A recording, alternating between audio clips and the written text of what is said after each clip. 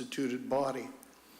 We met for more than a year with representatives of the town of Concord, and we agreed on the following conditions: that they would modify their fence and they would provide access from Breezy Point Road to Nagog Conservation Land. These conditions, which the Concord representatives agreed to in those conversations, in exchange for which the Homeowners Association wrote to you, the Selectmen, withdrawing any opposition to the request for a special permit, the town of Concord now regards as among the conditions it calls so onerous that they must sue to get rid of them. We see then that appropriate employees of the town of Concord did not discuss their intentions with us in good faith. The Homeowners Association upheld our end of the understanding.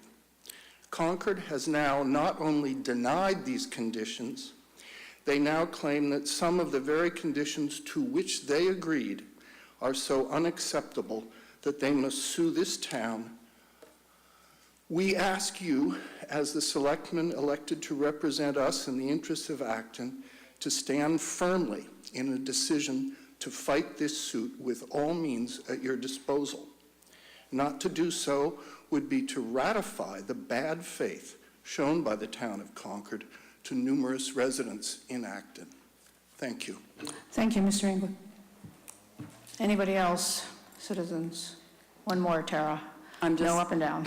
Yeah, Tara Frederickson. I was just speaking in favor of standing firm against Concord, that we feel, at least the people that I am communicating with, feel as though the terms that you put forth were very friendly to Concord and the bare minimum rather than onerous. Thank you. Thank you. All right, it's Chairman's update. Chairman's update. There is a reception honoring town volunteers this Friday, the 12th, 5:30 to 7:30 at Nara Picnic Pavilion. There will be refreshments, which are free. Peter Berry, our former chairman, proposed this while he was chairman, so he is coordinating, and I'm going to defer to him to kind of welcome everybody. I agree, frankly, and I think we all agree on the need for regular recognition of volunteers, whether it's via an annual event or something more frequent on a smaller scale. So, Peter, do you have anything to add to that before I continue with my update? No, other than to invite all of our volunteers on all the committees and boards, including elected committees in the town, to come out and have a social get-together at Nara Park on Friday from 5:30 to 7. Thank you, Peter. National Grid is holding a public outreach meeting. They call this Community Connection. This outreach meeting will be Wednesday, May 17th, 6 to 8 p.m. at the Devons Common Center in Devons, Massachusetts. It's for local customers in Acton and 12 other communities. There will be a presentation, questions and answers, and exhibits on various topics related to energy. There's more information in the Board of Selectmen's extra information folder on the town website, or you can go to ngcommunityconnection.com to register, see the video overview, and the like. There is a World Film Series sponsored by the Acton Boxborough Cultural Council, 4 Fridays of films. 2 of them have already passed. It's free of charge. It started on the 28th with some short films by film students. Last Friday was Pan's Labyrinth, and the series continues this Friday on the 12th, and next Friday, the 19th. The town website has full information. Mother's Day is Sunday, May 14th. Those of you whose mothers are still with you, please remember Mom. And finally, future meetings will include a continued hearing on the Insulet site plan, Monday, May 15th at 7 o'clock. That's next week. We're going to have a very busy month. And there are a couple of other items tentatively on the May 15th agenda. I mention this only because some people may be concerned about them in the public. First, a discussion of possible short-term solution to parking at the train station for mopeds and motorized scooters. which have been trying to make do with, I don't know, spaces off to the side, not the full car parking spaces and not the bike racks. The Public Works Department is exploring a long-term solution, and I think that the police and the Public Works have come up with a potential short-term solution, but it would be good for us to kind of discuss it. And then might be a discussion of a possible need for town comments, formal comments as part of a Section 106 review, which is under the Federal Historical Preservation Act, of the proposed installation in the MBTA right-of-way in Acton of 3 to 4 75-foot tall monopoles for antennae and other communications equipment. There is a 30-day comment period, which ends sometime at the beginning of June. And the comments I think they're looking for is about potential impact on cultural and/or historical properties. And that is my update, Mr. Manager. Thank you, Madam Chair. First of all, also to add to probably a future agenda, we have been discussing the tax increment financing agreement with Insulet. Hopefully we'll have a draft finalized sometime this week, and that would be probably in front of you for your consideration on May 22nd.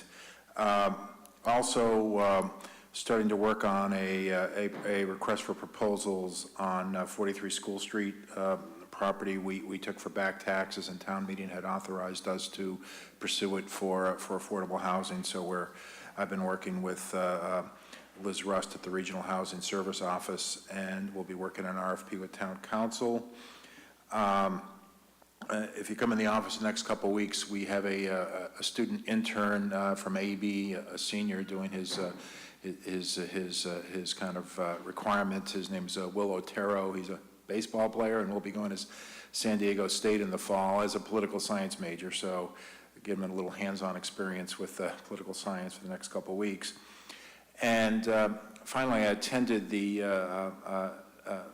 Domestic Violence Service Network fundraising event on Saturday evening.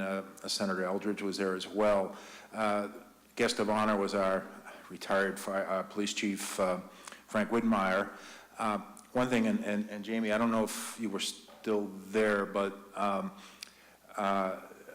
the director of the DVSN played a recorded message from a recipient of the services of DVSN, who happened to be an Acton resident, and it was quite a moving presentation where she really cited how well the Acton Police Department, Laura Deschamps, the Acton Housing Authority helped her through her real troubling time. And it was one of those situations where, I felt really proud of our employees, and, one of the reasons I get up in the morning when you hear something like that. And it was a very moving event. And that's my report. Thank you, Mr. Manager. It's 7:10 p.m. and now we have our annual presentation and question and answers and whatever with our state representatives, our state Senator Eldridge and Representative Jennifer Benson. Would you like, I don't know if you want to come up to their mics there for you to.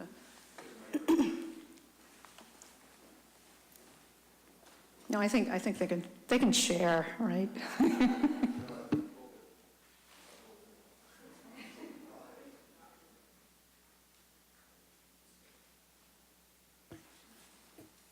Well, good evening, and thank you so much for having us this evening. And I did just want to follow up on Steve's comments. The DVSN event was really special. It was great to recognize Chief Widmeyer, and I actually wasn't there when that recording was made, so I really commend Laura Deschamps as well. She does a terrific job. We're just here really to present to you budget highlights and perhaps some legislation, and really find the most productive part of coming before the board is answering any specific questions you have.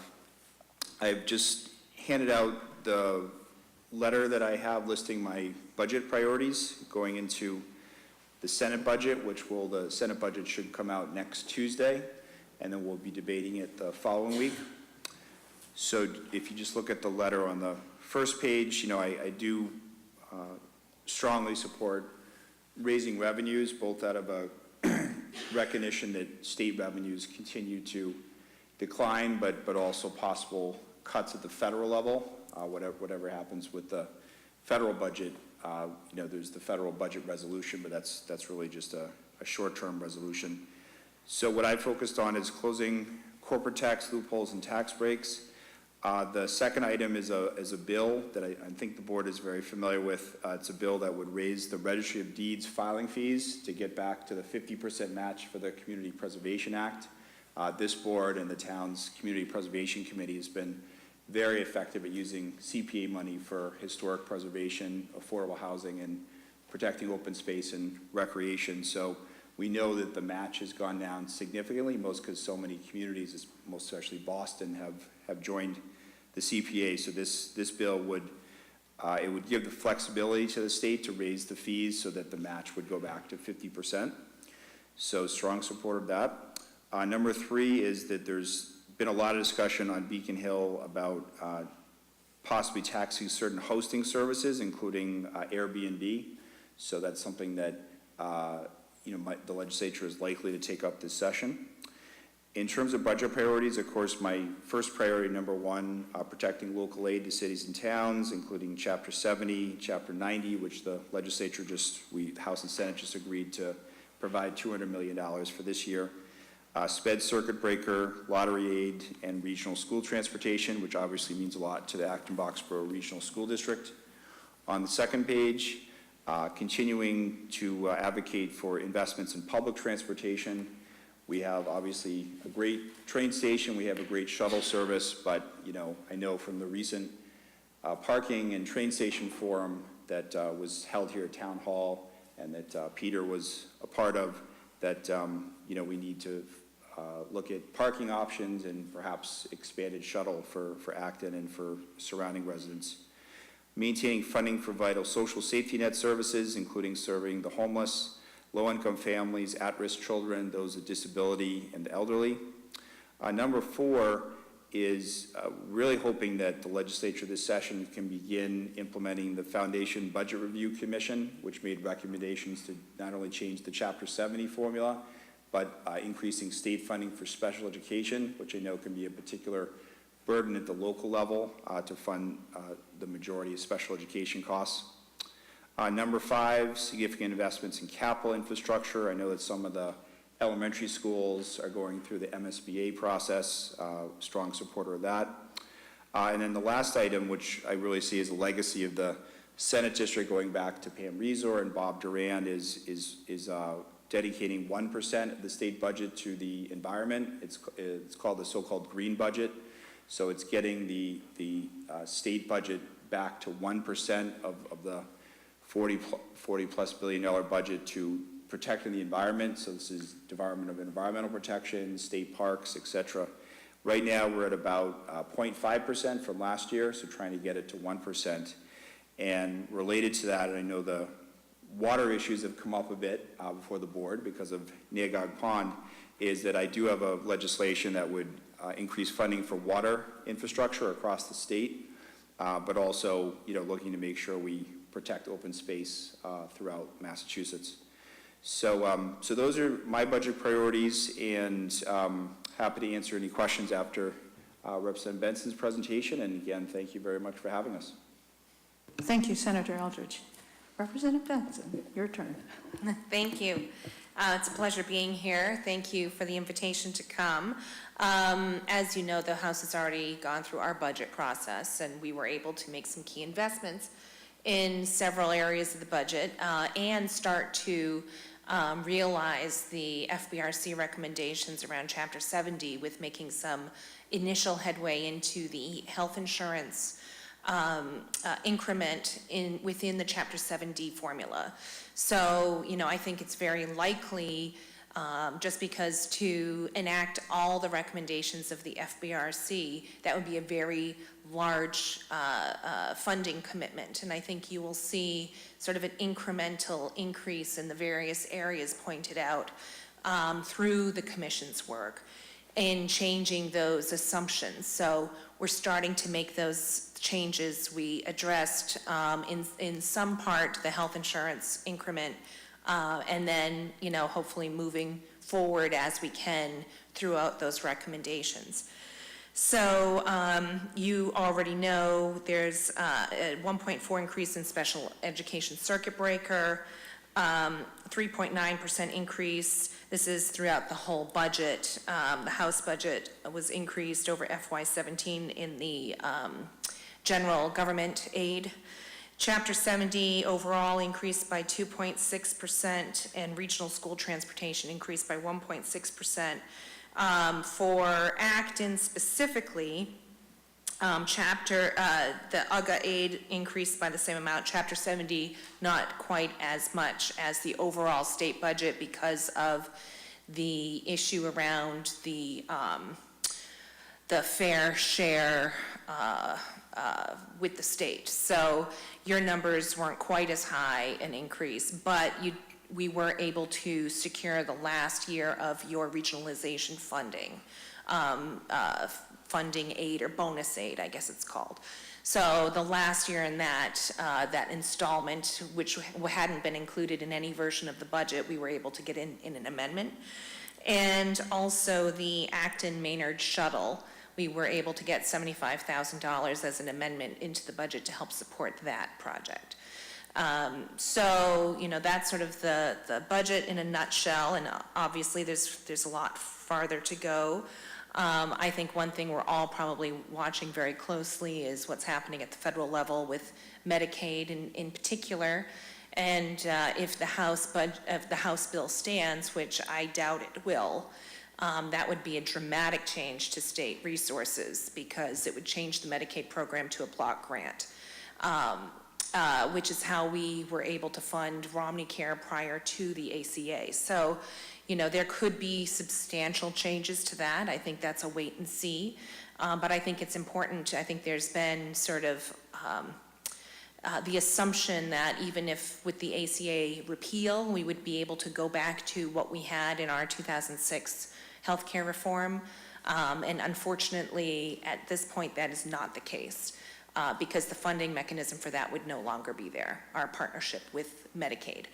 So I guess just from a few pieces of legislation that I've filed, some things I've refiled, such as looking at how we fund special education. I keep working on this issue. I've gotten this bill out of committee multiple times, but haven't gotten it through the whole process. I still believe that we could do better, and so I'm going to continue to push that. I filed a bill around what is known, and actually there's, I think this week on Channel 5, there's going to be a program, WBZ News. Is it WBZ? Yeah. Yeah, right, on Wednesday? Okay, on Wednesday night, about a bill I filed called Step Therapy, and it's basically, in a nutshell, about being able to access the medications that your doctor prescribes to you, even if it's a higher tier medication. And so currently you may be asked to fail on multiple other medications prior to being allowed to fill the prescription your doctor wanted you to have as a means of saving money. But what we have found, and through studies in other states, what we've seen is that not only does that often not save money, it actually increases the cost of healthcare because you are delaying proper therapy for a very ill patient.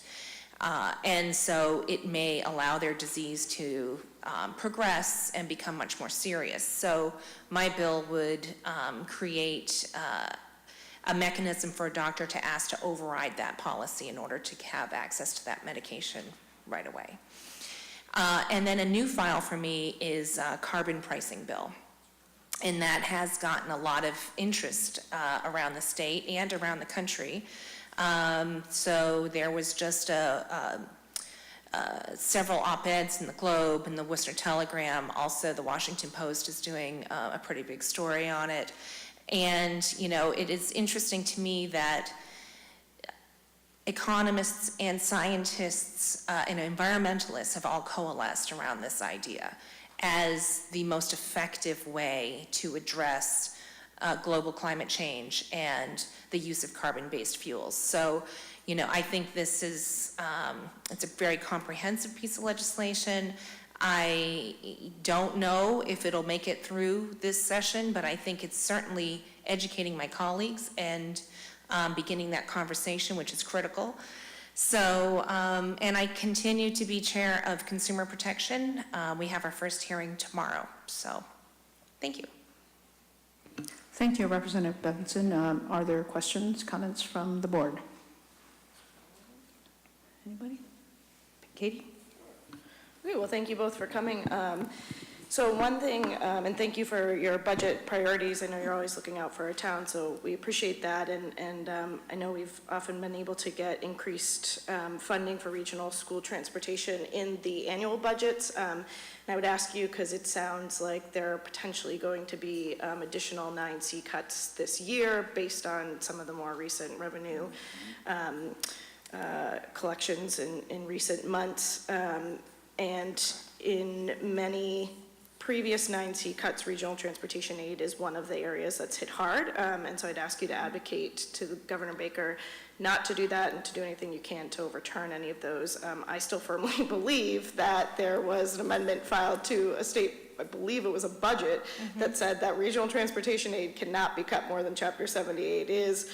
And I know that they have fought about this, and yet it was still cut via the 9C process. So anything you can do, I mean, it's clearly against the will of the legislature to cut that, and it hurts only certain districts, including ours, pretty hard. And as you all know, mid-year cuts are particularly difficult to overcome.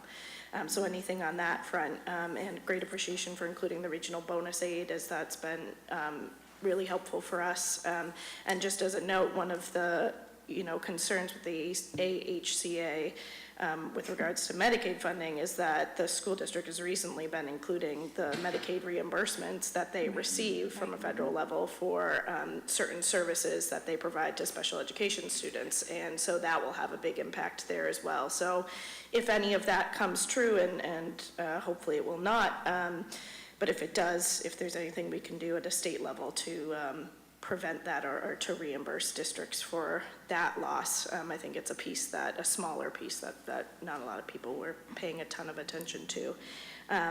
And just wanted to say thank you to Senator Eldridge for sponsoring the Safe Communities Act, and I hope we see some movement on that in this session. And then again, in terms of revenue, I think it's worthwhile to look at any potential additional revenue sources because we are, while 1 or 2% increases are helpful, our budgets are going up a lot more than that. So anything we can do to try to support that at a state level is greatly appreciated. And so just thank you guys for your work. Thank you. Anybody else? Questions from the board? Comments? Ching Sung? So yeah, I guess I don't have anything particular on the budget. I want to echo Katie's comments. Thanks for your advocacy for our town at the state level and sort of all the things you're doing. I guess I'm sure you've been following some of the developments in our town, and so I wanted to make sure to mention there's a state level permitting process at the DEP and some other stuff that I know that Concord is undergoing for their treatment facility. I think that it's important for us to keep an eye on that, as well as sort of understand, there was some information that came to my attention that the U.S. Geological Survey did a study on NAGOG withdrawal that sort of puts a cap that at about half of what Concord's permitted withdrawal is right now. And so to me, that's an indication that perhaps the DEP's permitted level for Concord's plant is not accurate. That's not a battle that I think is our battle to fight, so to speak. But I do think that, one of the things that did strike me in the hearing was the level of permitted withdrawal compared to the capacity of NAGOG Pond the ratio seemed to me just overall off on a common sense level. And so as far as that's concerned, I think that it's important for us to continue to do that. I think Jamie's probably come across for you as far as the clarification regarding the 1884 Act. I think I think that's also come across your desk. I think that's important as well for us to keep a handle on continuing to protect Acton's access to their water resources. So those were the two big things as far as I was concerned. I wanted to bring those up today.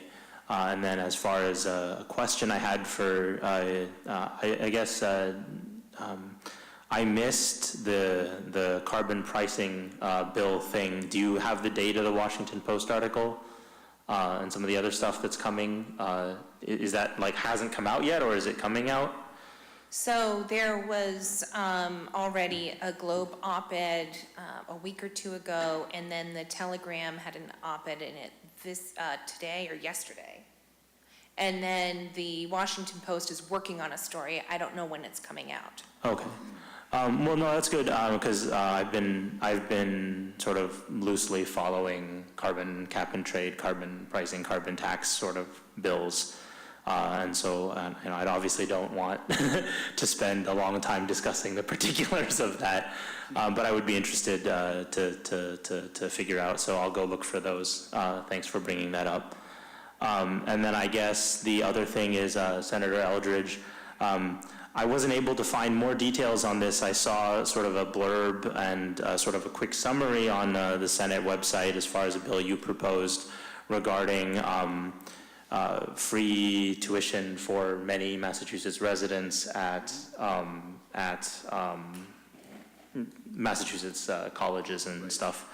I wasn't able to find, what I saw was very sort of like a rough blurby framework.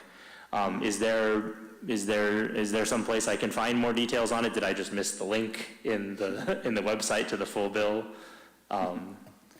Yeah, thanks very much for the interest. So the bill, I mean, ultimately the bill is really the way we would get to free college for the majority of Massachusetts families is, you need to raise revenue. Mm-hmm. And the idea is instead of it just being for those who are less well off, are we at a point where it should basically be for almost every family, mm-hmm. including working and middle class families.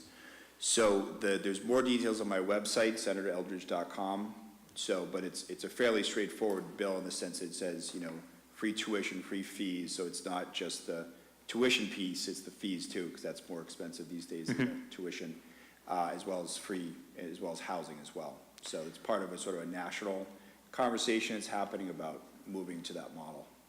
Yeah, I'm aware of that. I was just, what I saw felt to me to be a little bit short for a full bill that had, funding and all of that stuff included in it, as well as, because I read New York's bill on the same subject, and that's quite extensive. And so I was curious if, what you had proposed was full legislation, or was it more of just, that, I wonder if you had something that had been, or was it more just sort of that kind of framework type stuff? It's full legislation, yep. Okay, can I access, I'm assuming there's an online place where I can see the full bill for that, is there? Yep, my website's online, yep. Okay, so the full bill's on your website? Yep, it is, yep. Okay. Peter? Welcome, and nice to see you again. I want to particularly thank both of you for continuing to support the Community Preservation Act. We were one of the first towns to jump on board, right. And we were originally getting 100% through the filings at the registry. We made a commitment early on to use up to the entire 5% if we needed it to fund the administrative costs, because the assessors have to do the abatements, they have to collect the revenue, planning department does a lot of work, we use town council a lot. This year, we're down to about 30% match from the state, and it's actually costing the general fund money to support the CPA. So, and just for your information, you're probably aware of this, but we've been sued for a CPA grant that we made to preserve historic churches in town. Mm-hmm. The SJC agreed to take that up. We won in Superior Court. The SJC agreed to take that up in the first instance, so there'll be an argument in September. That's a statewide issue. Numbers of towns, cities and towns across the state grant historic preservation of churches, so that's a big issue that we'll be looking forward to getting resolved. But I just had a quick question on your, Jamie, your proposals to raise revenues. I understand hosting services. What's water use? Is that, how do you get revenue from water use? Right, it is using the getting blood from a stone. It's, so it basically, I filed a bill that would charge 70 cents for every 1,000 gallons of water withdrawn from public water, private wells, MWRA, and that would raise approximately $200 million. 75% of that money would stay with the city, town, or water district, so it could be used, you know, for the local water infrastructure, and 25% would go to the state for other priority water infrastructure projects. So that's legislation that I filed. Okay. And then I'm guessing the other reference, oh, well, it's actually here under water bottles, but just the Right. bottle bill. I see So that. that's been So filed. that would affect ordinary consumers, residential consumers, as well as businesses, the water bill? Yes, Yeah, exactly. I okay. thought it was to, you know, sort of level the Right. playing field for Okay. all people who, or businesses that would draw water. Yeah. And what about transportation? Is that the gas tax, or? It certainly could be. You know, Okay. my sense is I don't see the gas tax going up. You know, I Okay. think that's Representative Benson's carbon pricing is such a Right. great idea. Okay, yeah, oh, okay, But there's obviously other ways we could raise revenue for transportation. yeah. But my guess is the gas tax, I don't see that Okay. going up this session. And so just to follow up on Chin Sung a little bit, we have this 1886 legislation about Nagog Pond. Do you see any possibility of how big of an obstacle would it be to try to change that so we can clarify Acton's rights and Littleton's and Concord's, I guess, with regard to water withdrawals from Nagog? Yes, this is, we've been doing some research. I guess the question I have, not to put it back on the board, but, you know, is there, I know there were resolutions passed at town meeting, but, you know, does the board have an interest in, you know, the legislative delegation for Acton filing legislation to change that 1884 law? And I know that Littleton, which I also represent, I believe has also passed resolutions, perhaps identical to Acton's. They did not. Oh, they They did withdrew not. those and did not pass Oh. them at their town meeting. Thank you. I did not know that. So just respect to Acton then, I guess the question is, you know, is there an interest to go into that effort or not?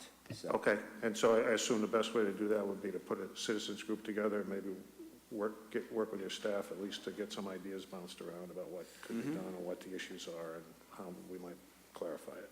Would that be Absolutely. the best approach? Okay, Yep, thank you. great, thank you. Joan, any questions? Turn on your mic. Is UMass Boston going to make it?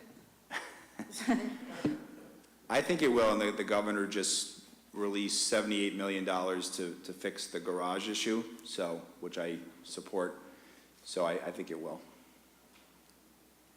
Thank you. Yeah, Senator Eldridge and Representative Benson, thank you for coming. I actually have, it's probably more for Senator Eldridge. I had a question. First of all, I heard about this. I was at a MAGIC meeting and they were talking about this proposal, and I don't remember who's sponsoring it, but it's a proposal to basically use a state-level declaration of a drought as a way to sort of control the use of water, not only in public water districts and municipalities, but also private well water usage, because I'm in the part, I don't know, it was 5% or 1% or whatever it is of Acton that has private well service, so I'm always concerned about the people down the street who are, you know, have the in-ground sprinklers that are just, you know, creating wonderfully lushly green lawns, while my lawn looks like a lawn that has not been nearly as well treated. And I always worry that one day I'm going to turn on my tap and there's not going to be any water, and I'm going to have to go down and scream at the people with the lush green lawns. So but I had always been under the impression that there was very little leverage with regard to controlling the use of private well water, even if it's drawing from some of the same sources. Right, so, and that was at the MAGIC meeting Yeah. on Friday? Where you were. Yep, so So yeah, so that's a bill I worked on with the Mass Rivers Alliance and Representative Carolyn Dykema, so to update the drought laws, the drought management laws. So it would give the state, really the Secretary of Environment, more power to declare, action for entire regions of Massachusetts that might be approaching a drought, and would allow regulation over private wells, which I recognize can be considered controversial, but as we know, water obviously crosses town boundaries, and so there should be oversight for everyone who's using water. Well, I look forward to that because I've had conversations with water district people about that. And the only other question I have is a really small one. Is there legislative history for the 1884 law? I mean, I know on the federal level you have, if you really want to find the legislative history of something, there's some really dusty, musty place with hardbound books that, nobody's looked at, and maybe a few skeletons, but I don't know what the archives are like on Beacon Hill. Yeah, I haven't found any, and I would argue the best legislative history has been done by Bob Sekuler, who lives in the abutting neighborhood, and I know he has on a website, some of the water battles in the late 19th century. Okay, so basically not really something that was prepared back contemporaneously, or he had to pull a lot of stuff together from diverse sources, and I'm really quite amazed that he managed it. Because water is not his, I think he's a neuroscience professor, something like that, completely unrelated, but obviously a good researcher, so thank you very much. Are there any other questions from the board? Okay, I'll open it up. Yes? Can I just quickly, because Peter had brought up transportation, particularly revenues.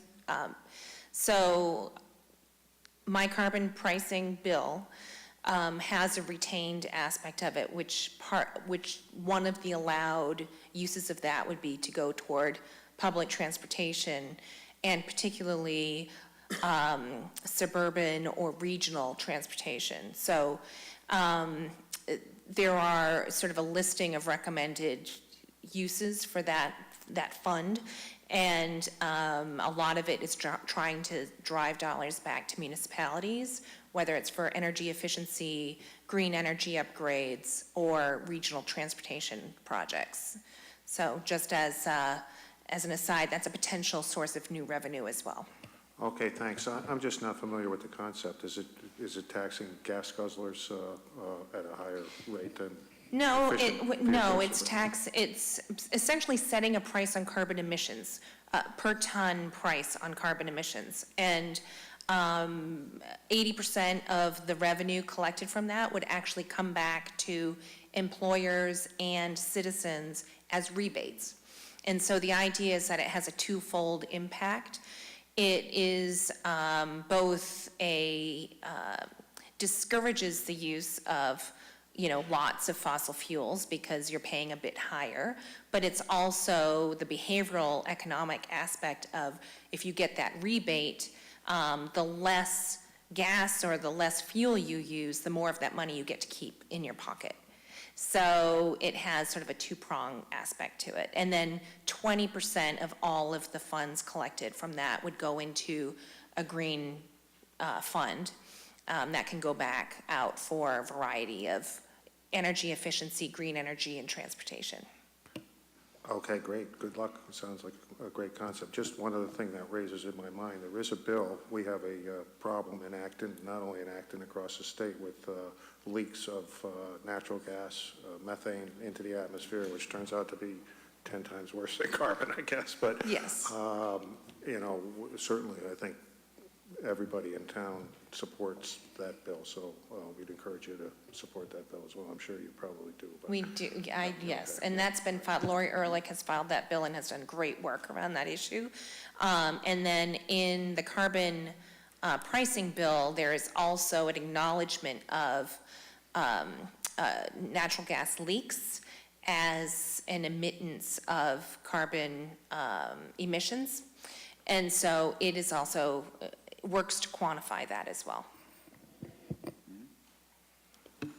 All right, is that for board questions? Okay, I'll open it up to the audience. Yes. Is it not working? Steve, do we have the handheld?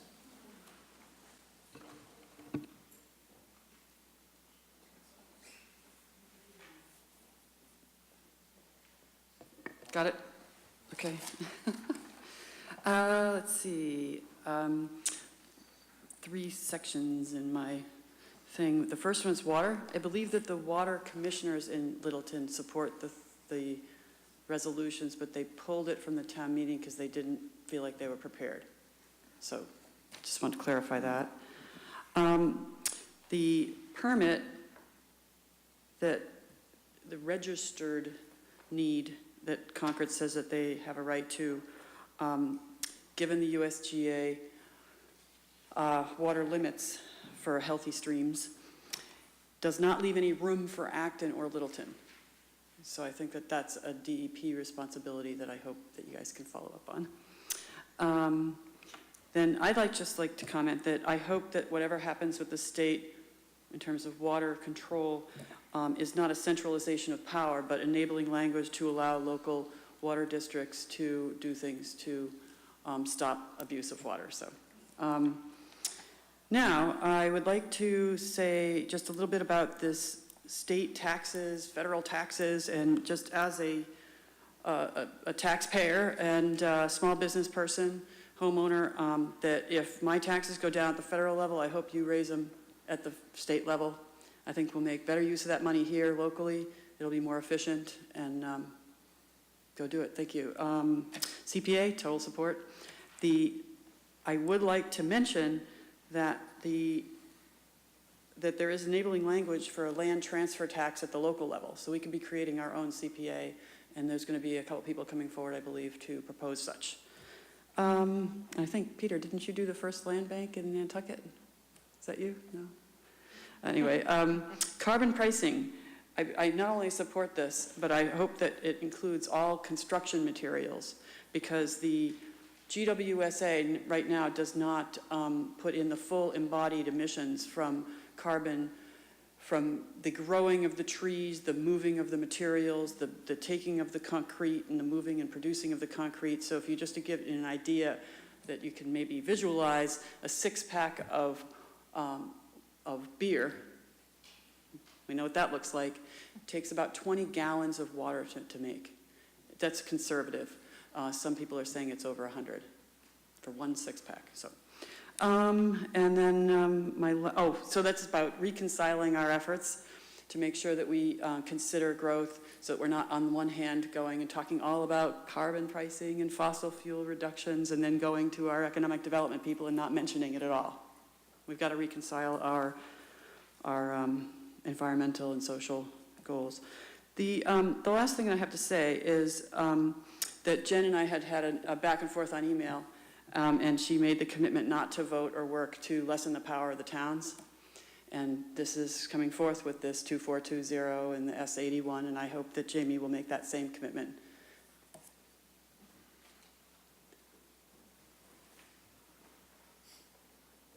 I gather you're waiting for a response? I am. I'm going to, I will take a quick response, and then I have to read a notice for a hearing that's at 7:45, so please, any response at all? If not, I can.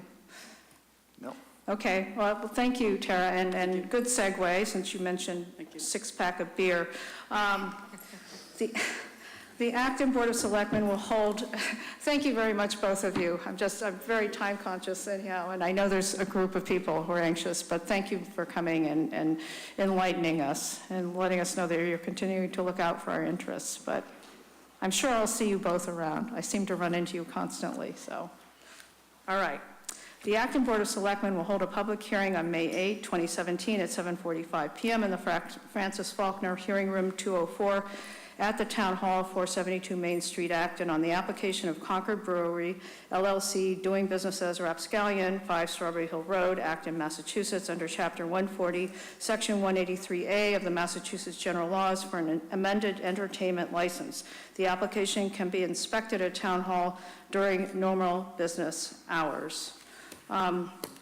We do have counsel with us, and I need to confer with him, but it may be, in the meantime, we have somebody representing the applicant here. Yeah, oh, yes, which Daniel are you? Are you? Okay, I guess, I don't know if you want to stand at the podium and present, or, I want to confer with you a sec.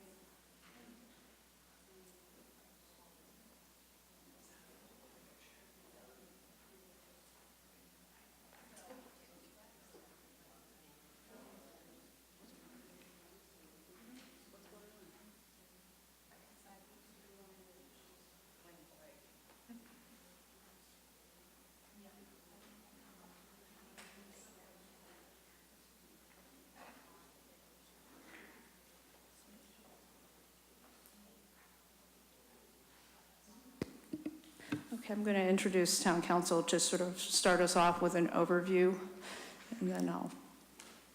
Thank you very much, Thanks. Madam Chair. My name is Jessica Wall. I'm here from Anderson and Krieger Town Council's office. Tonight's hearing is from applicant Concord Brewery, DBA Rapscallion, located at 5 Strawberry Hill Road.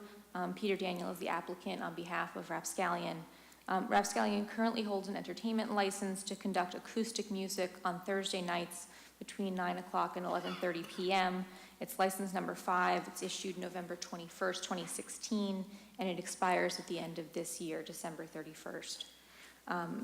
Tonight's hearing is on Mr. Daniel's application to modify his entertainment license for the remaining license period. That would be until the end of this year. He's not renewing the license, and it's not a licensing violation hearing this evening. It's just on the application to modify the license. He's asked for the Thursday night time to be moved from 5 p.m. to 10 p.m., or the modified term would be that music would be allowed to be played between 5 and 10 p.m., and on Sundays from 1 to 6 p.m., which is a new date. The modified license is for acoustic music and also for vocal music. I can talk a little bit about the board's standard and the statute if you like, or we can wait until after testimony. It's up to you. I think that maybe we'll talk about the standard once we get to the board discussion point. But first, I think that I don't know if the applicant has anything to say. Yeah, obviously this is technically about the entertainment license, but because we were really inundated with a lot of comments and concerns from, I think, largely from neighbors in the area about how the current entertainment license has sort of played out rather audibly in the neighborhood, I think that we decided to just open it up. And really have a formal hearing that would allow people to voice their concerns. But we also have Lieutenant Sterniolo here to represent the police department. There were quite a number of police reports about the noise. So normally we start with the applicant, then we start with the police, and then we have the witnesses. Anybody, maybe I should start with this, anybody who wants to speak at the mic, including Lieutenant, is going to have to be sworn in by our clerk, who's going to be caught by surprise. But and I think we can do it, Joan, we can do it en masse. Just everybody who wants to speak tonight, raise your hand and be sworn, because otherwise it will take too long. Do you swear or affirm to tell the truth, the whole truth, and nothing but the truth on this matter? You all need to say You all have to say it. Otherwise, it doesn't count. Okay, thank you. Well, Mr. Daniel, yes, would you like to start first speaking? You need to speak at a mic because this is being recorded, and everybody who misses this live is going to be eagerly looking forward for the video. I can't believe it. But thank you. So this hearing tonight was as a result of me amending the application, and I believe you were looking at that earlier. Just a quick note, you mentioned 5 to 10. My scribble there, I had put in there preferably to stop at 9. I said any time frame in between. So that's kind of the reason why we're here, is that if this hearing wasn't here, we wouldn't be here if it wasn't me. Just trying to, we're trying to compromise and work with some neighbors. I personally would rather have the music finish earlier as well. So right now, our license, which we can do till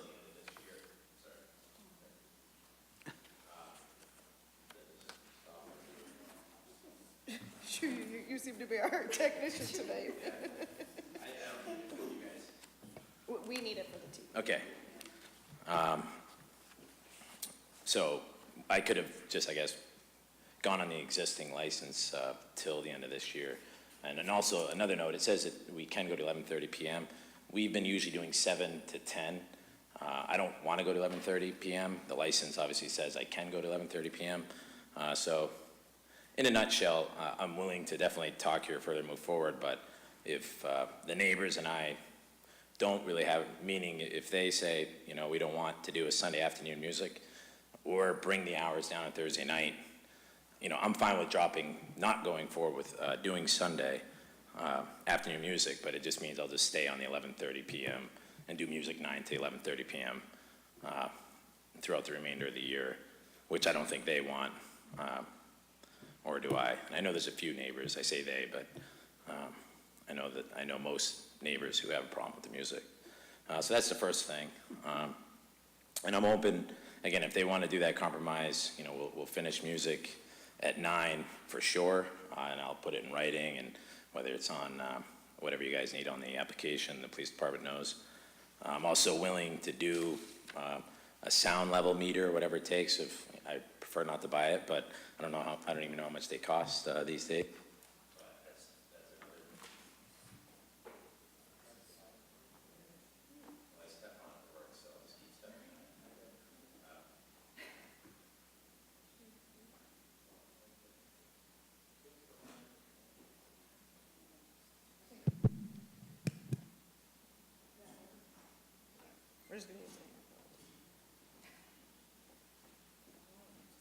Just got a handheld one. Oh boy. All right, I'll try one last time with this. That's okay. I'm gonna stand over here. I'll stand away from the plug. On the side. Yeah. So, yeah, again, so that's the reason I believe we're here tonight. And I guess I didn't have to amend it. I could have kept going Thursday, and I guess we wouldn't be here having that discussion. But I would like to just coexist with a few neighbors and move forward. Secondly, you know, I'm cognizant that we've made mistakes over the last 3 years with some music. For instance, the guy that I used to have someone that helped book music. He was doing our brewery music at our location. Different setup, different floor plan, different demographic, different layout. It's on a 150-acre apple orchard, so we don't have many neighbors. So we were booking some of the wrong music. I've no longer used him. I'm now doing it personally, starting this year. So in the last month and a half, all the music's come through is I'm booking it. It's, you know, so I'm trying to be cognizant. In fact, book music that's more acoustic or you know, fewer noise decimals, whatever. And you know, my only underlying theme, not that matters to you folks, or my only underlying requirement is that it's all local. So I mean, all the music we have is local. I mean, the principal at Douglas plays there once a month. So these are all local musicians, local families, and people who live and impact our communities, who really enjoy this benefit we have now. You know, I do like the music, but again, I have that license year-round. I don't use it throughout the year. I stop. We go from pretty much April, depending on weather, to October. So we did try, you know, we can do it indoors. I know there were a few noise complaints even when it was indoors. So I just stopped doing it indoors, and now I do it outside. So we're looking to do it earlier, or have it shut down earlier in the evening and outside. So back to me being cognizant, we have made a few mistakes on the last few years, and I'm, you know, it's a handful of times. I think sometimes in reading quickly, it was a big packet, so I went through, I scanned through those packets you sent me, the town, and I did see a lot of the letters, and, you know, there's definitely some facts in it, but I also think there's a lot of embellishing, and, I mean, I read one letter, the guy said we littered, you know, that we were, I mean, there's a noise issue amendment that I'm, you know, application I'm amending, but, you know, I think they're trying to put in other things. So I wanted to address two of those things first. One being that one piece, his name is Nihar. Is Nihar here? No. We said we littered, and we kind of take offense to that because we are, you know, I was involved with Lions Group with the Acton cleanup week last week. You know, I did the same in my hometown of Littleton. That little parcel of land that's part of the town of Acton, the Path of the Patriots marker, that's the town that should be doing that, or I think it is, but we take care of that. We go out of our way and mow it and do landscaping and flowers, and I mean, I'm walking down that strip every day from Donnellan's or Malkaw, where we park, out to the restaurant, picking up. I mean, I've had people come up to me and say, "Hey, P, I saw you today picking up the trash in the ditch." And it's really nice. I'm like, well, yeah, we should all be doing that. It's our community. So when I saw that in the letter, I was kind of perplexed, and it was a little, I couldn't quite understand how they would accuse us of littering. Now, if he lives a mile up the road and there's trash in a ditch and he's accusing us of doing it, so I just wanted to put that out. And the second was a lot of common themes in the letter was parking. A lot of people don't like the cars. So the ordinance for the zoning is 30 spots.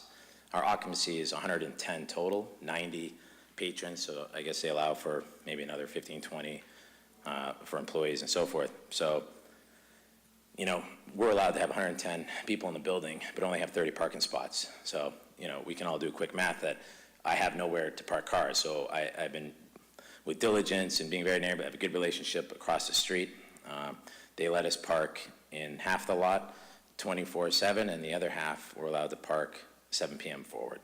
And on weekends, we can park 24, all day and night on the whole lot.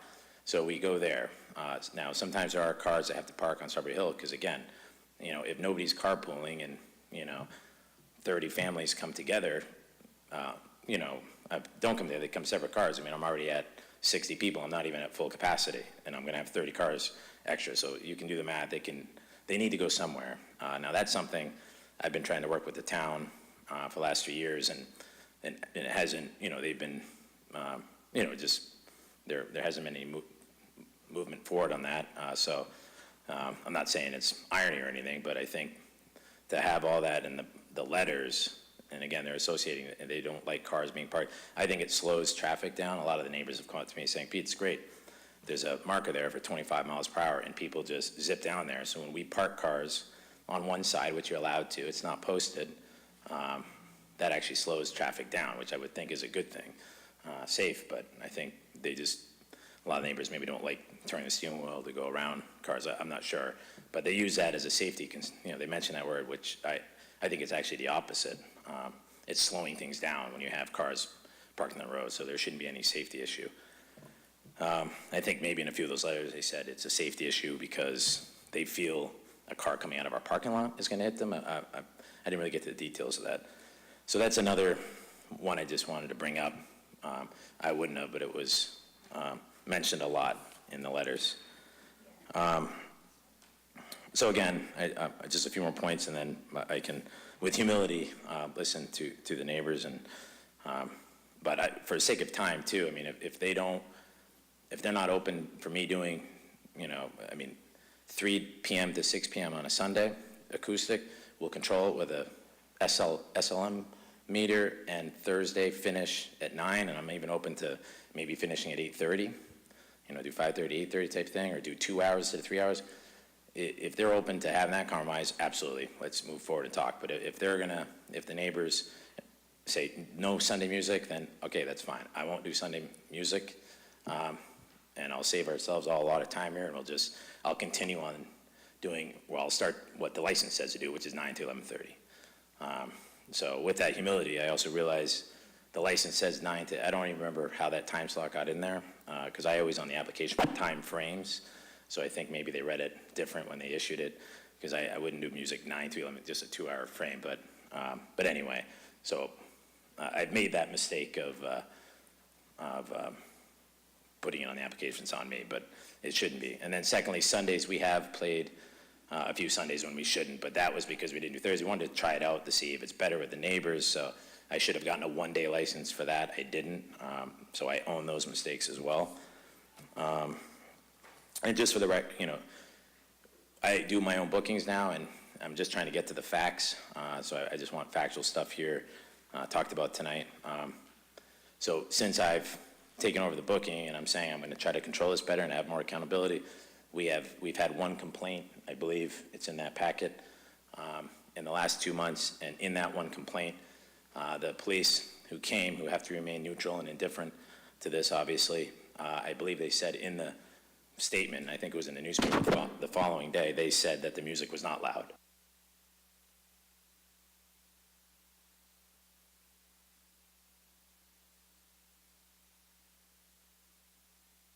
So the first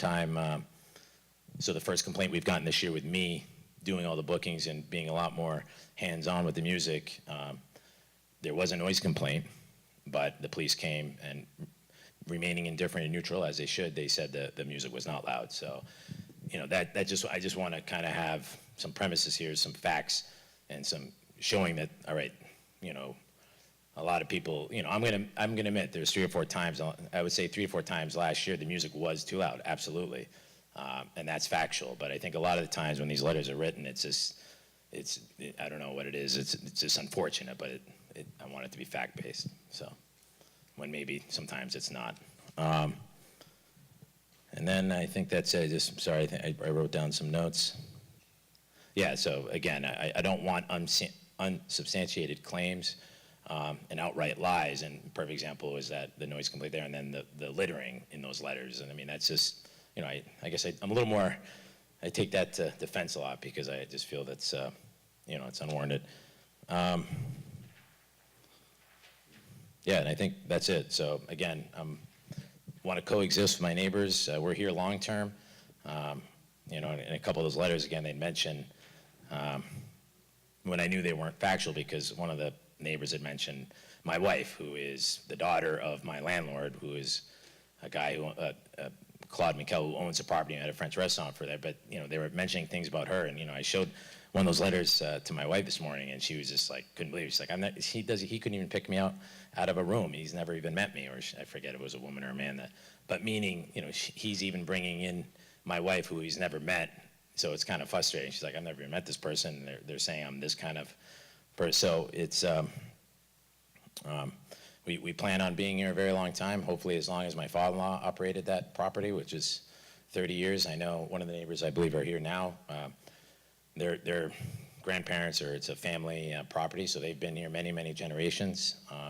But it is, you know, it's a commercial zone property. We're on the corner of a major intersection, and you know, most comments I hear is that, you know, we're doing a good community local business there, and it could be something different, but, you know, we're trying to do the right thing there, and that's all I have, I guess. So.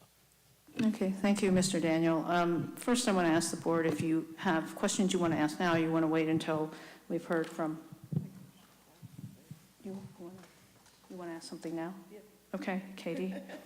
So I just want to ask Peter, thank you for coming. I want to clarify that the music is outside, correct? And is this in a tented area outside the restaurant, or it's just outside? Yeah, it's right on, so we have a patio, and then right below that patio is where we set them up. So we have that property, I don't know if you're familiar with the property. So it's in between 2 buildings, the restaurant and then what is our office. Okay. And have you attempted to do any sort of, you know, sound muffling or anything else, even plantings or something like that, to try to help with the noise? Yeah, so we did all that in the course of the last break. So in this past winter season, we've done a few things, and that's why I really wanted to look at this last month to see, okay, is it getting down? And I was encouraged to see the report when I read it the following day from the officer, and I forget what colleague of yours went that evening, and when I read it the following day, he said, you know, it was not loud music, there, you know, and we were also, I was packing up. I had them shut down, I believe, by 10 p.m. that night, or 9:30, actually. They finished at 9:30 that night. So, you know, but another, and I wanted to see how tonight's meeting went as well, because there is a way to also, you know, if we're allowed, and this goes back to building or zoning or the ordinance, if we're allowed, we would build a little stage area that keeps the music in with sides and a little pavilion, and that's what a noise abatement professional told me would keep the music more in versus pointing out. We're really trying to just keep it away from one of the Murphy, and I believe they're here tonight, one of the Murphy homes, which is on the right, as we have no neighbors to the left and behind us. So. Okay. And then on the application, you put in these sort of timeframes and wrote timeframe not exact, and was that because you're open to? Correct. Okay, suggestions for different timeframes, because I think, you know, it is concerning, and I appreciate you acknowledging it, but, you know, right now you have a permit for certain times, and you can only have live music during those times. Yeah. So not during other times, and so I was concerned about that, and then I'll have questions for council later. But my understanding is, I mean, entertainment licenses are a privilege in our town, they're not a right, so I think that's just something to remember. Of course. And we'll talk through that when we get to the discussion portion. Anybody else on the board have questions? Peter? It looks like in 2015, when we granted the acoustic music license in the first place, you had 90 seats, and the Board of Health had you permitted for 75, and there was some work being done on the septic system. Did you ever finish that work? Yeah, that's going on now, so that's all been, in fact, we just had a recent meeting on when that's going to be scheduled to be done, correct. Have you been back to the Board of Health at all for a new permit? I've been in communication. We just had a meeting. I was downstairs with, I did not see Cheryl, but I was with Frank and Kristen and all them, and we went over all the blueprints. And our problem now is it's going to shut the place down for 2 weeks. So we're trying to, and obviously I'm trying to pick the most ideal time to shut down for 2 weeks. It's a big project, but I have an emailed copy of it. I pretty much sent an email to, I don't believe it was Cheryl, it was, I forget now, but saying, is there a deadline? Give us a deadline, because obviously if we have a deadline in writing, we're going to get this done. And they were, you can tell they're obviously willing to work with us, saying, listen, you just got to show you're getting this done, which we are. Okay. If I had deeper pockets and a lot of more access, obviously I could do this, much quicker and in the middle of the night, but, to impact the business being shut down for 2 months. But it's definitely in the works. And the other tricky part was, it's my father-in-law owns the property, and he's also working with them and our engineering. Okay, there was also the building department had an issue with structural, the joists or something. Yeah, we fixed that. Those checked out? Yeah, and that's the other thing, and I'm glad you bring that up, Mr. Barry. I mean, everything, we have great humility. We realized we were going to make mistakes. We make mistakes every day, but, we're in this long term. Life is short. It's about doing the right thing, being a good person, a good part of the, community. I'm not saying first world problems like this is an excuse. I'm just saying we want to do the right things, and when it comes to that, everything the town has asked us to do, even though it wasn't in our, financial benefit, like the Joyce, that was a pretty big project to support the bottom, and it was clearly written in the report that it's not going to collapse, but why don't you do it to make us feel better, and that's money we spent there as well. And the tent, which I think you had referred to, Ms. Green, earlier, we did have a tent. I had sent the application in, but really never got a response for many months. So I just thought, okay, no response must mean they approved the temporary tent. So it was my mistake. I put it up. They eventually said, no, that's got to come down. And I admitted, I'm sorry, and I brought it down immediately. And now they said, if you want, cover out there, you're going to have to build something a lot more secure, which, that's another thing we've applied for. Yeah. So. Okay, thank you. Anybody else? No? Okay. Yeah, I mean, I've actually been looking, I have a number of concerns. First of all, have you gotten back to the building department to let them to confirm that you've had the sort of the structural? They know. They came. They know, okay. They did a post-inspection. And then you've already said that the health department is aware of your ongoing Yes. efforts to get the septic system upgraded. Do you know what capacity you would upgrade it to? Yeah, so, I mean, I could get into the details now if you don't mind, for sake of time. Well, I mean, it's a matter of just the number. Yeah, usually. no systems have failed. We're lucky. We're very lucky in that aspect. Now, if we were, say it was a new property and a new owner, and it would not pass the Title V, I'm sure of it. I mean, we don't know, but, it's safe to say that it's been the same system there for that many years. So with that knowledge, we're trying to do the best, system to get in there. So right now, our grease tanks and our septic tanks are not failing. But what happens is, and it's all in the ordinance and code, but if you have to empty it, I think it's more than 3 times a year, that's all reported back to the town, then they say, if you're emptying it 3 times a year, you need to be upgraded. And that's how this all came about. Now, knock on wood again, we've never had a failure, and we're very lucky for that. But the bottom line is we have to get this done, and that's where the town is working with us. and might be the reason also why they're, not, I have an email again, and I wanted to get that on paper saying, do you have a deadline? When do you need this done by? And they no response, and when we met with them downstairs, they said, you have a plan, it works, and that's what we want to see.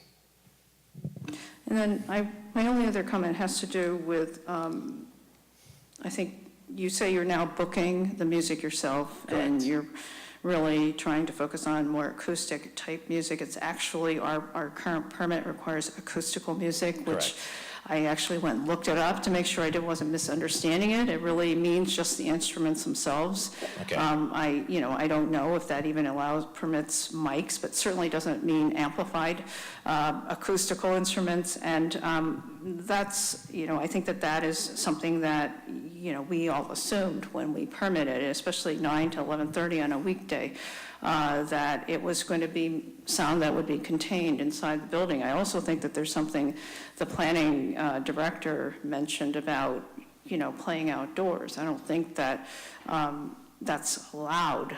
You can't just willy-nilly take an entertainment license and use it outdoors, I think that we couldn't even permit it. But anyhow, I don't think that you're supposed to do that. But in any event, it was supposed to be acoustic music, so no amplification.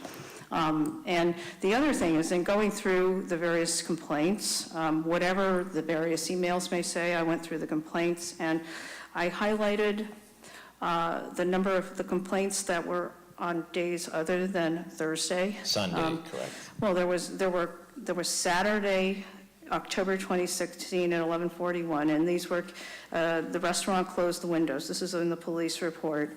And then Tuesday, April 2017, and that was the one where the police patrolman said the music wasn't that loud and that the employees were wrapping up. But the fact is, it was Tuesday, and there shouldn't have been music on Tuesday, okay? Unless you had a radio that was incredibly loud. Wednesday, October 2016, 7:54 p.m., there was a complaint. The police report said there had been a live band, 5 to 8 p.m., that had wrapped up by the time the police arrived. Again, Saturday, January 2016, at 11:47 p.m., a complaint about loud music, and the restaurant said the live band would quiet down. And then Sunday, May 2016, 3:14 p.m., another complaint to the police about loud music, and the live band was supposed to quiet down. And then I think that some of these complaints were duplicates. I think I don't know, October 2016, I think there were 2 people that complained about that.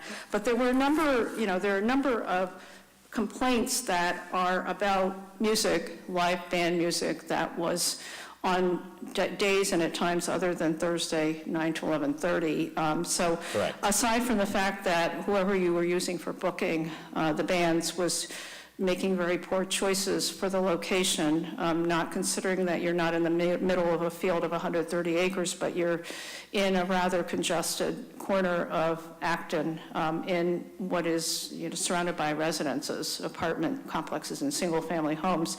I think that there's also an issue of, the person. I don't know if it's the person who was booking the music or somebody who's managing the restaurant, who was not paying attention to when the license covers and going outside of the bounds of the license. So that, to me, that's a big concern, and I realize that now you're taking charge, but honestly, there's been this long stretch when, frankly, and you say yourself, and I appreciate that, we all learn from our mistakes, and I think that's very good if that's what's happening, but it's unfortunate that you have a number of people who were very upset, and I think the tone I get from the letters is that they weren't getting any satisfaction. That's it just was an issue that persisted. So if you've learned from that, that's great. But I just wanted to make that point.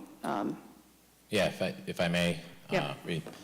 First, if I can trace back to the acoustic part, you're absolutely right. It needs. I didn't look at it. And I'm not sure if the counselor over here can look at it. Just whether it's on paper or not, it should be acoustic. It should be toned down a bit, absolutely.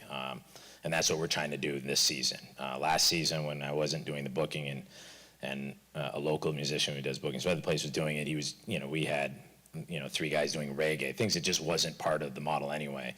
But as far as because I had tried to look that up as well, not only just the noise decimal ordinance, any figures what we should fall under, but I didn't see anything, and I was also trying to find the property, like, can we do it on our patio, which is 5 feet from the door, and I didn't find anything on that. But whether it's on paper for the town or not, I definitely want to. I just want to say something. When you don't find it documented and you don't hear from the town, it doesn't mean that what you want to do is permissible. So I'm asking, is it permissible or just, and if I could get I want to see the report anyway, just to have due diligence to see where in the town. I was reading through a lot of material, and I did come across, it was from the planning department talking about the outside, performing outside. I mean, I think that it's not even a matter of our permitting it, which we didn't. I mean, I think that when we were permitting acoustical music, I think we were contemplating inside of the restaurant. And I think that if we wanted to permit it outside, we would have made it clear. Okay. That's one of those sort of slippery slopes where you can't read between the lines to find permission that isn't there. If we'd meant to permit it, we would have said so expressly. So, but I can go through and find that. Yeah, we'll dig through that. But, yeah. And then secondly, I'm just going through the letters now, and I think you said it best, that we're going through this, but you said it best, duplicates. It just seems to be, I know, one address had 2 letters, so it must be a husband-wife team. There are a few. There was one, I think, Friday, that was my mistake. We shouldn't have been playing it, whether the guy booked it and it was a rain date. That's something I have to own as I own it, or run the operation. Saturday, the indoor one, I remember that night, that was very loud. That was a post-wedding family, friends who came from, I believe, Gibbet Hill or the Fruitlands and Harvard, and that was actually our sound system inside, and it was extremely loud. And I remember all the windows being open because they were all dancing in our dining room, and they were getting hot. So then I'd open the windows, and then the music just got louder. So I'll own that, but that was not live music. I just wanted to make sure of that. That was not like a band coming in. That was, And then the other one, I see it Tuesday. Now the Tuesday, and I can dig this up for you and I'll email you. That was a nonprofit who got a day license to do music. But to the point here, there are definitely enough examples in there of me making the mistake of playing on Sundays, when I shouldn't be. I should have waited for this amendment to pass or not pass. So I just want to be fair across the board, because we can go through this and say, there's a lot, look at all these letters, but to be fair, some of them are duplicates from the same party. And then secondly, some of it was day license, music license from a nonprofit doing an event and organization, or it was just our internal music system, not a live band. But, the point of it though is I'm wrong on, I don't know what the expression is, but I'm wrong enough times that I should be held accountable. It does unfortunately reflect on, it does affect credibility. You make mistakes and all that, and all the expressions of good intention sometimes aren't going to be convincing. But if there are no further comments or questions, I think I will now open it up. Thank you. Yeah. But that's exactly, I don't mean to harbor on this, but the credibility is I'm owning my mistakes. And if you're hearing that I've made mistakes and I'm admitting that I was wrong in a lot of things, that's, that I just think that credibility should go there more versus I'm not making any excuse for anything, but I'm also, that's what kind of bothering me about all this, is that there's a lot of things here, but we should just be credible is owning it when you're wrong and when you're right and looking at the facts. So that's all. Thank you, Janet. Okay, thank you. I'm going to now invite some of the abutters, the neighbors, if you have any question. We've gotten a lot of statements via email, and I know that there may be some people here who did not have a chance to submit their email statements who might have something to say. My only request would be that if somebody says something that if somebody says something that you were going to say, that maybe you could, and you've submitted something in writing already, that you just say, you can cut up and say that you've already submitted your statement and the person before you represented very well what you were going to say. And also just this is sort of a series, it's a hearing, we're not a court, but we try to maintain some sort of civility and decorum. So I know it's an emotional issue for all of you, but but we're all adults, and so, but if anybody from among the neighbors who said they wanted to say something, the microphone wants to come to the mic, and I don't know if the button on that stand, if you push it down on the light, oh, well, it's working for now, maybe because the hand mic is up there, so please go ahead and just state your name and then whoops. Is the hand mic up there? Yeah, just turn it on if it's not, and then tap it, make sure it's. Hi, my name is Amy Keene, and I live at 13 Strawberry Hill Road, where I own that property. I actually just recently moved, in part because of the restaurant, but not in full. Thank you, Peter. I realize, thank you for acknowledging you've made mistakes. Appreciate that. What I don't understand is after, how many times would neighbors have to call the police in order for them to realize it's a problem and this is not a cooperative business for the neighborhood? I've lived on Strawberry Hill Road my entire life. I grew up in Acton, and Peter's father-in-law, Claude, I worked for him actually when I was 16. He's a wonderful man. He owned Chez Claude for years and years, and then he was a landlord for several restaurants. We're always incredibly respectful. Never, I mean, I face the restaurant, so I'm right there. And there's never been a problem. The restaurant's always had very, very, just a great rapport with each other. The restaurant comes in and they start live music. It is like incredibly upsetting. I walked over one evening to speak to Peter about it very calmly. I was angry, but I stayed very calm and just said, what are you thinking? I mean, how are your patrons even hearing each other? It's so loud. We have the air conditioning on, the windows shut. We can't even hear the TV. It is so loud that it was just so upsetting. And my family, we own rental property that surrounds all around that building. And they're all calling in the police, they're calling me, what is going on, how can this happen? I said, I don't know what to do, I'm gonna contact the town. But it's just been an ongoing nightmare. And it's caused a lot of stress for me and my neighbors. And I don't know what to do, as a landlord, I don't know what to tell my tenants. And if it continues like this, I've already had one tenant move out, more are going to move out, and it's just incredibly upsetting, and I don't understand why you kept, even though you knew how loud the music was, you knew how upsetting it was, you just kept on, like it did not even care. There was no sense of respect whatsoever. So I just really hope that changes, and that's all I have to say about it right now. Thank you. Thank you very much. Anybody else from the audience? Very quiet. Please, sir. Oh, choose the mic. I hope push the button at the, use the hand mic. Yeah, use the mic. Oh, now it's going to work. For now. I am Mike Murphy. I'm Amy's brother, and I live right adjacent to the restaurant at 7 Strawberry Hill Road. And he's been so obnoxious with that music. The windows of my house shake. And my father built all these apartments in the 50s and 60s. He's brought the property value down. And I do find trash in my driveway every day, every single day. And it's just, my wife can't even sleep. She goes down to the laundry room in the back of her house and sleeps when they're playing the music. It's just unbearable. We made plenty of complaints. The police come, they leave, he cranks the music up after they leave. It's just pitiful. He's ruined our peace of mind over there. I've been living there all my life, and all the other restaurants were great, no problem, until he came into the neighborhood, and it's been downhill ever since. That's really all I got to say. Thank you. Thank you, Mr. Murphy. We do have your statement on file, as we do Ms. King's. Anybody else from the audience? Yep. Mustering up the courage. We're not that bad. I just wanted to say I also emailed you as well. My name is Tara Spalding.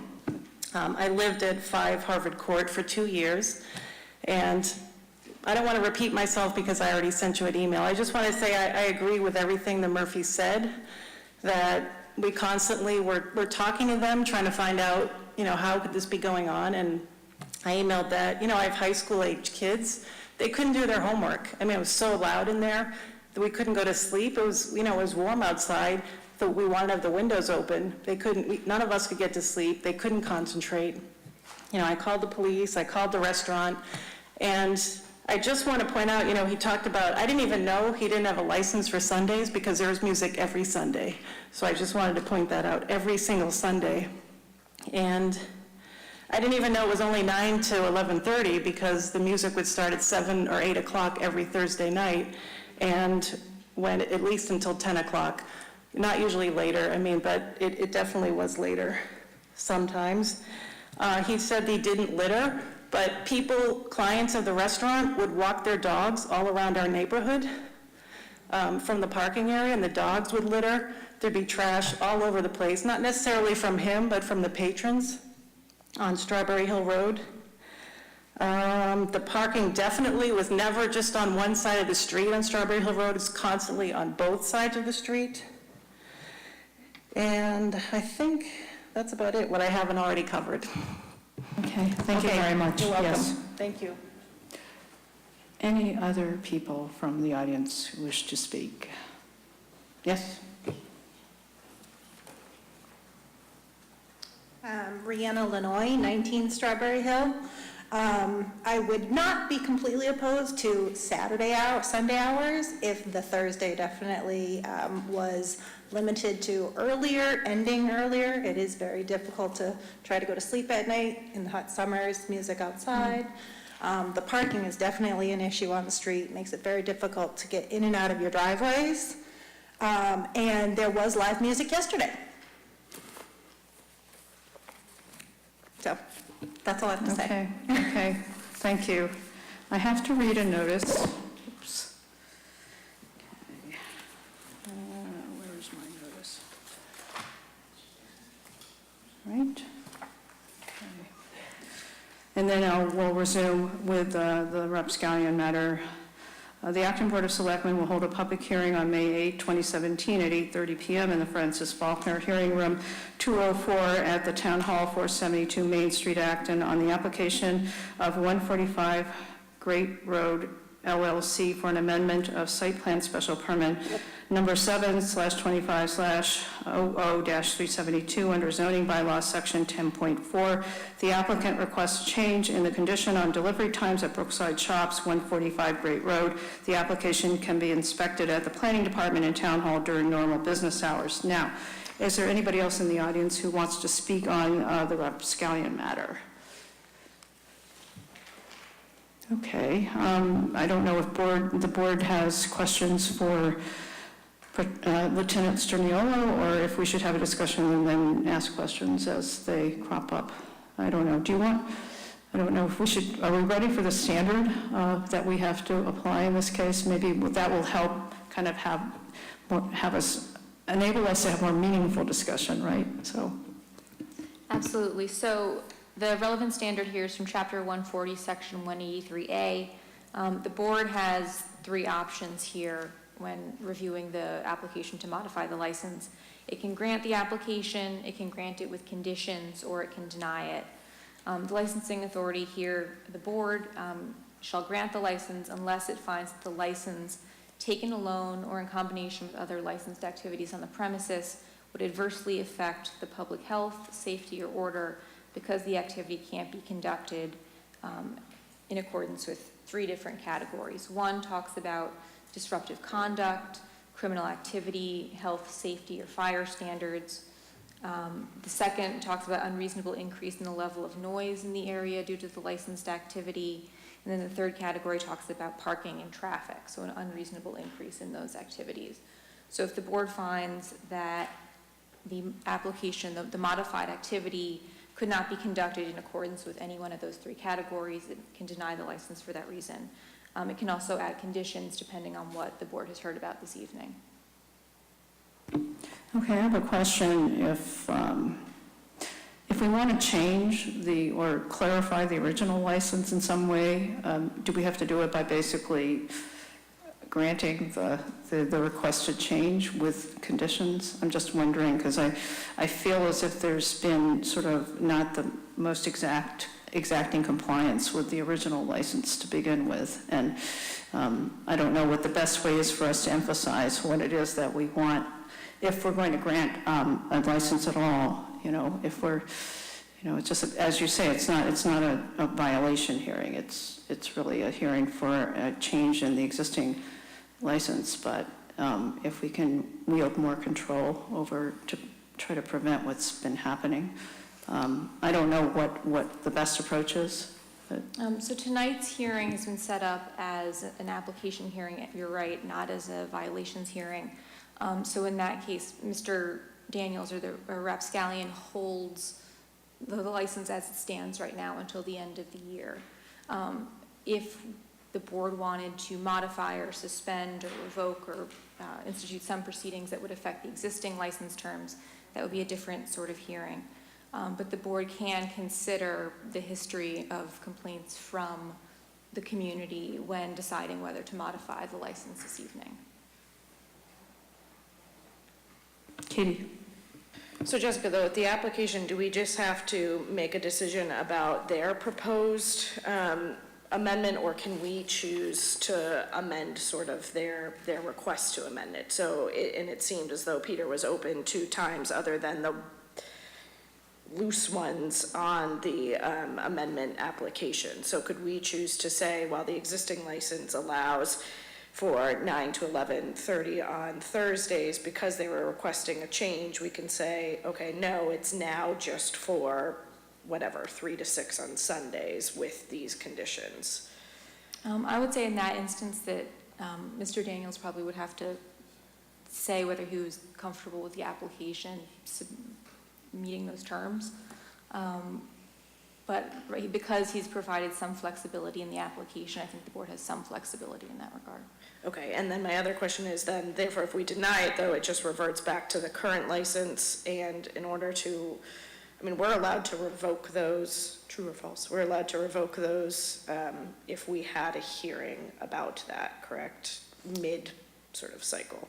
That would be a separate hearing, a separate right. type of hearing with a separate standard and separate sort of procedures associated with it. That's correct. Okay, all right, thank you. Peter? It seems like the intention of the original license was to restrict it to indoors. In fact, there's some question whether the zoning bylaw even allows outdoor entertainment.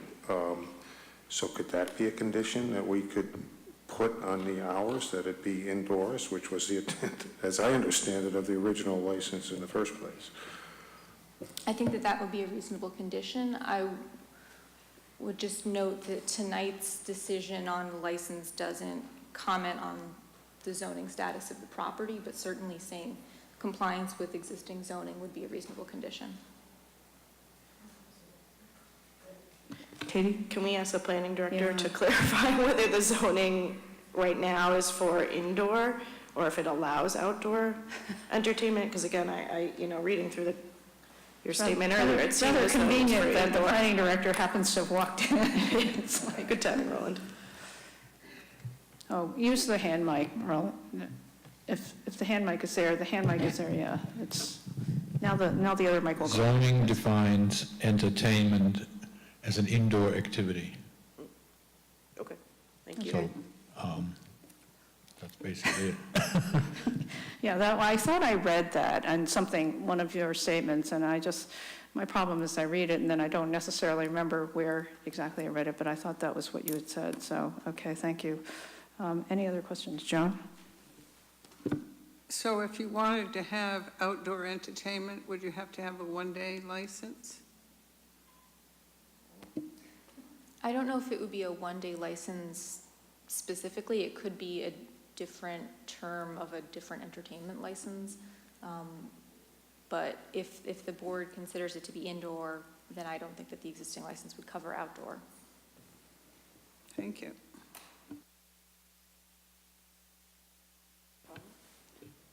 What? Do you have comments now? Go ahead. Yeah, I mean, I think for me. There have been numerous complaints, and Peter, while I appreciate you saying, admitting to some of those and acknowledging that, I am concerned about sort of the repeated nature of a lot of these mistakes. It's one thing if you have music on a Sunday one time, but this is not one time, and it's not one complaint from neighbors, it's multiple. And, while you are in a limited business district, you have to recognize your surroundings as well. And as Janet said, I think when we originally approved this license, it was the understanding with acoustic music that would be indoors, and that's clearly not what's happening. So for me, at this point, I think 9 to 11:30 on a Thursday night is extremely late. As somebody who at least likes to pretend I try to go to bed at 10 p.m. At 11:30 is on a school or work night is really late. So, and it doesn't sound like your ideal situation for playing music either. So I think, if you're really willing to talk about amending this, then I think, for me, I would prefer to have it on just Sunday afternoons, and ending by 6 p.m. seems more reasonable. And with the acknowledgement that it's still for acoustic music, and that it complies with zoning, which means that it's done indoors and it's not outdoors. And as much as I like the principal of Douglas's band, I've seen him other places and he's not acoustic music. They have drums and amplifiers and all of those things. So, there are other venues I think that they're probably better suited towards, and I like the idea of using local music, but that doesn't mean, everybody and their band. It's got to be appropriate for the space. So if we approve just acoustic music, it needs to be acoustic music. It needs to be inside, and it needs to be in the hours that we approve on this amended license. So my suggestion would be talking to see if you would agree to just Sunday afternoons, and we would acknowledge in the conditions on the license that just acknowledging the zoning only allows for indoor entertainment. Any other comments? I have a question for Lieutenant Sterniolo about the parking. What the town regulations or what's permissible for parking on the side of the street. I know that they have 30 sort of authorized spots, parking spots. I happen to go up and down Strawberry Hill Road because that's the way I get to and from Town Hall and my house. And so, and I've just noticed that really starting Wednesday night, right after the workday is over, the parking lot starts to fill up, and certainly by the time if I'm coming home at night, it's Wednesday, Thursday, Friday, the street parking starts. Now, one time it was on the other side of the street, but usually, more typically, it's on the restaurant side of the street, and I've just been lucky that there hasn't been a car coming in the opposite direction, because I don't know, I'd have to sort of pull over someplace and there's not a whole lot of space. But there was one time when somebody was coming out of the parking lot, the official parking lot, and there was somebody trying to get by and was waiting for the car to come out of the parking lot, and there was the car behind the car that was waiting for the car to come out of the parking lot, and then I was there on Great Road trying to turn left onto Strawberry Hill Road, and you had this sort of chain reaction of people all just deadlocked because this one car was coming out of the parking lot, and I just, I understand that it's a very popular place, which is, I think, great for the Daniels and for the wonderful father-in-law who did such a wonderful job with the various prior iterations of restaurants. But it does give me pause when I see that much congestion on, in an area that was formerly very, very quiet. And especially when it has an impact on people like me. It's not just me, it's just the fact that it happened to me. I know that it must happen to other people. It creates kind of a traffic jam that doesn't need to exist. So I don't know, though, what the regulations are. If that's permissible, I guess, we have to live with it, so. Lieutenant Doug Sterniolo, representing the Acton Police Department. To answer your question, as far as what is permitted on the road, vehicles can park as long as they're on one side of the road, because it is not posted. If it was posted, it would be a different story. So with that being said, if there's going to be cars on both sides or even on one side where it's in the bad turn there, that would be addressed because it's obviously a public safety issue. But if it's not posted, the vehicles are permitted to park along the road on one side. Thank you. Any other questions for Lieutenant? Okay. Ching-Sung, you have something? I was just curious, so there's a number of official police complaints noted in our packet. Do you have any record or knowledge of sort of like phone calls sort of noting a problem where, like an officer wasn't sent out, or, there was just kind of anything else like that was maybe perhaps a little bit less official? I don't. Anything that all the calls that come in, we would dispatch an officer to, especially for a noise complaint. Okay. Anything else from anybody? All right, well, thank you. Thank you. I think you probably can take a seat for a while, and somebody will probably think of something, but I don't know if people want to talk about it now. I don't know if there's nobody else in the audience that has anything to add, so maybe this is a time for us to discuss. We can close the hearing if people are ready, or we can talk about whether to close the hearing, whether we're ready to close the hearing.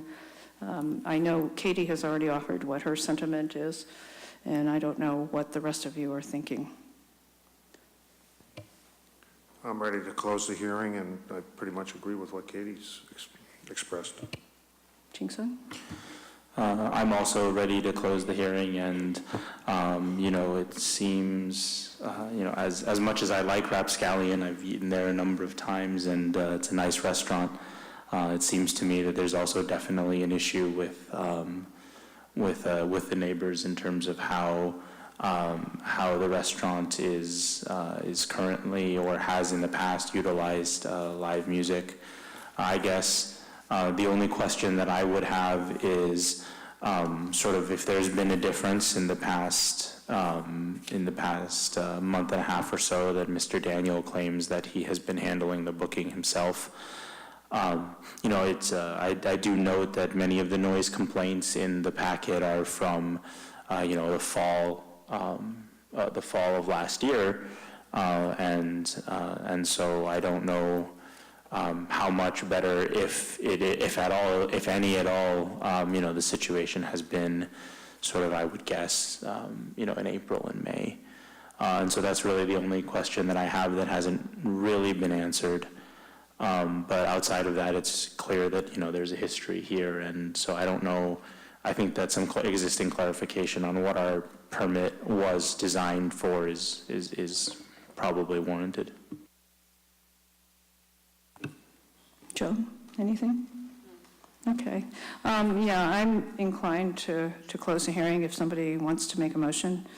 Just before we do that, Jessica, if we close the hearing, are we allowed to talk to Peter about whether he would accept changes to what he had proposed as an amendment? I think that if we want to do that, we better keep the hearing open.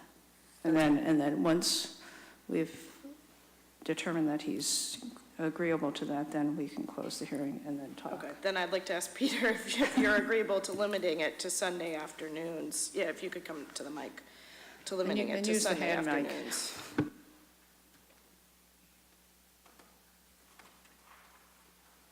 I'd just use a handheld, yeah. Sorry, what was? Are you agreeable if we limited it to Sunday afternoons only?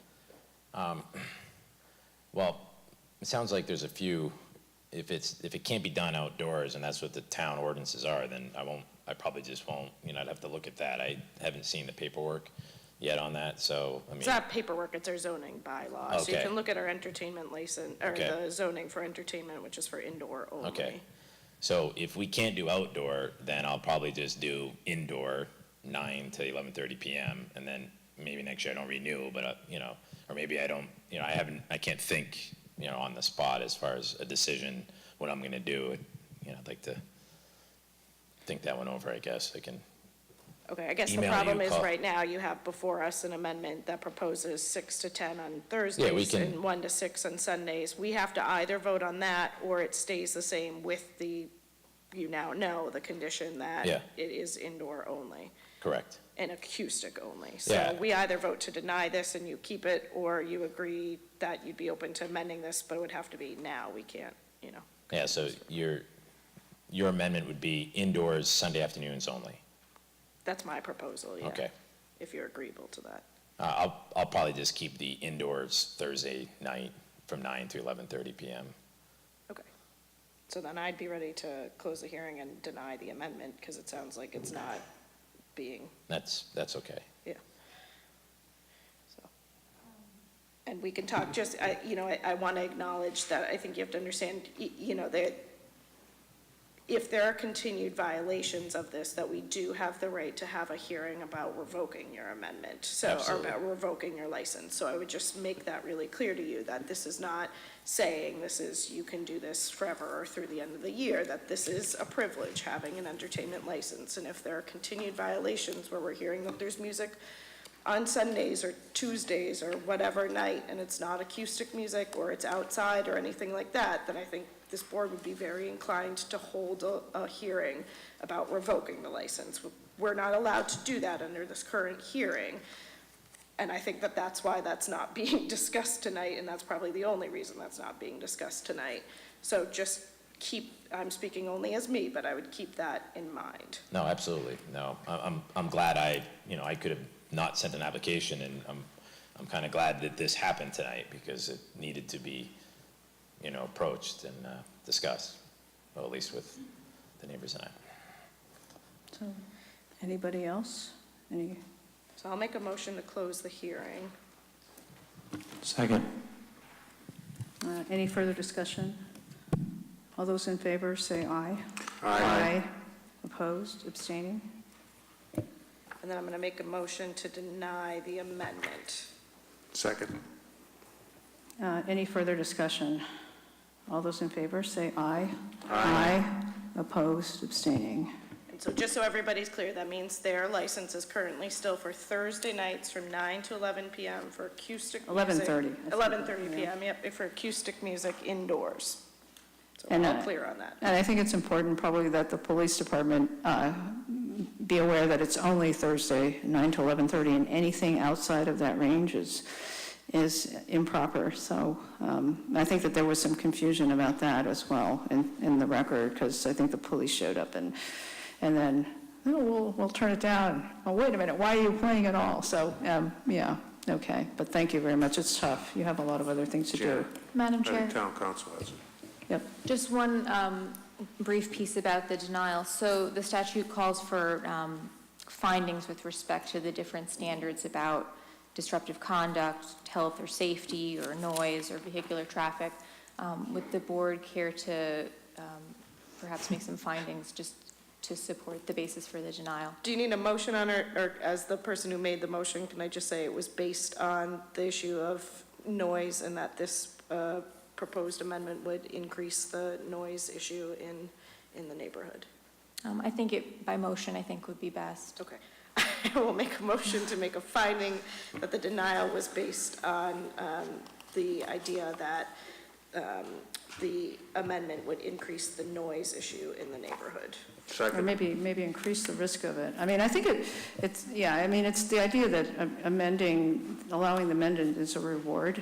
It's kind of an enhancement of a privilege, and as opposed to a punishment. And I think that it's inappropriate in this instance, because we've had sort of this serial recurring problem with noise that has occurred outside of the scope of the license. It's acting in disregard of our license, and, maybe, yes, there are mistakes made, but that's a pretty glaring one. Anyhow, I'll throw all my verbiage into your motion. Basically, it's noise, but it's also, it embodies the idea that this is a situation where the original license has not been respected. The bounds of the original license weren't respected, and, we're not going to expand it, or, Yeah, I just didn't think that was one of the findings. It seemed like there were. But it's the noise, but, I think that it's and the disruption one that started to talk about criminal activity and like that, and then parking and traffic, it's gonna be there.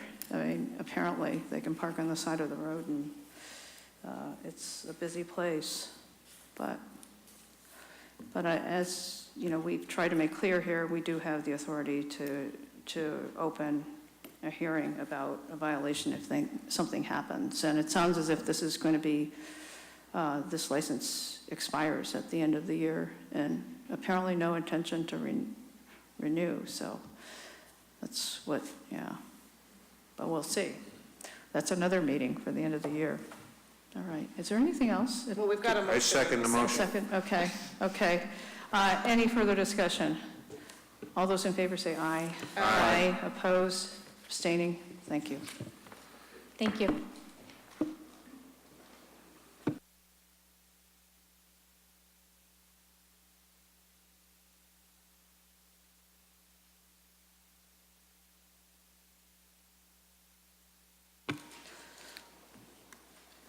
Back to our 8:30 hearing.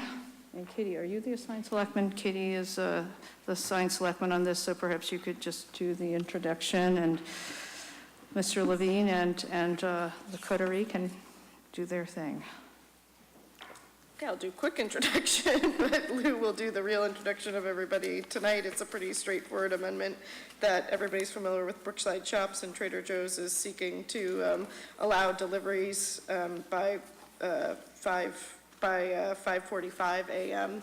They're currently allowed at 6:30 a.m., and this is to allow for them to have the deliveries and unload the trucks for produce and other things prior to the store opening. So, Mr. Levine, we'll turn over to you. And just a note to use the handheld mic, which is hopefully sitting on the podium. No, there should be a handheld one. That one's not working. It's working sporadically. It will work now that So you're I can using pretend the you're having handheld. a...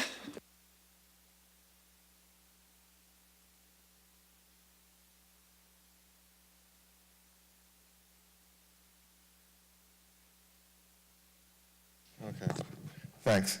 I'm just going to make some brief introductory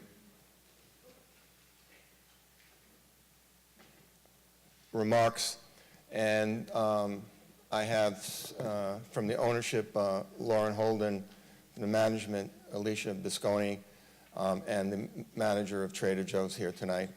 I just want to make it clear, which is consistent with Katie's understanding, this amendment, and you can restrict it, is intended only to be for Trader Joe's. The hours for delivery for anything else in the shopping center can remain at 6:30. We're only requesting this amendment to facilitate what Trader Joe needs to do, mainly in connection, as Katie indicated, with produce. Trader Joe's and the manager will speak to it more in depth than I.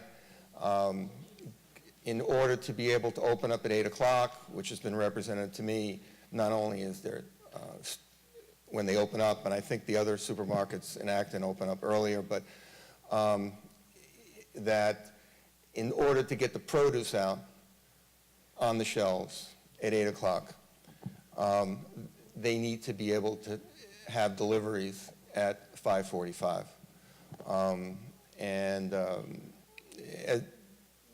Trader Joe's is a community-based kind of store, and the manager will speak to it, that it's my understanding that early in the morning, many Acton residents come to shop, and so it's a necessity to provide them with the service. We've given the information, and Lauren Holden will go over in a moment, showing you distances from where Trader Joe's gets its delivery, and it's in the back of the building, separated from the nearest residence. And we've compared that to the other two supermarkets in Acton that have residential components near them, Donlands and Roach Brothers. In both cases, the residential abutter is in I believe, in Roach Brothers, about 75 feet away from the delivery, and I think in Donlands, and I may be wrong by a few feet, 300 to 400 feet. We're over 1,000 feet away. So At this point, I'd like to ask Lauren Holden, who represents the ownership, to go over the plans that show what we're doing and why we're doing it. This ownership took over at the end of last year, the beginning of this year, and they've been trying to work with the neighbors and met with the neighbors to try and allay their concerns, and you'll hear about that also. So that being said, you know, a lawyer will stop speaking. Lauren? Great. Okay, good evening. Thank you, everyone, for letting us come in this evening. So Lauren Holden, and I do represent the ownership.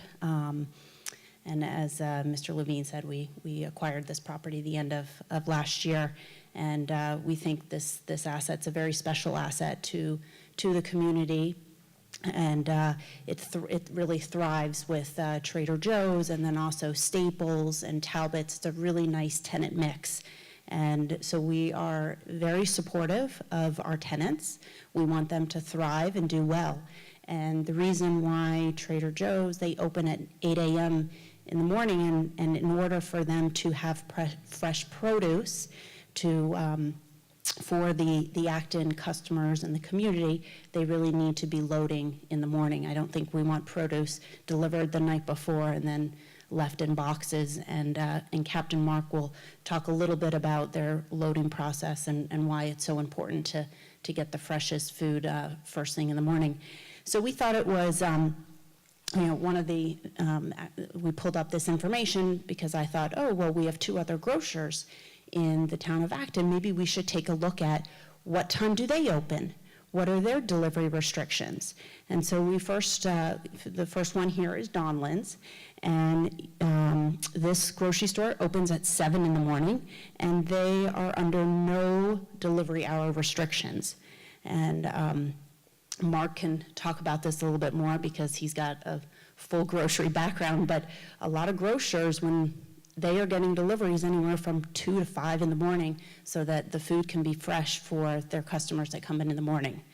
And you can take a look here. We drew a distance of how close is the closest residential neighbor.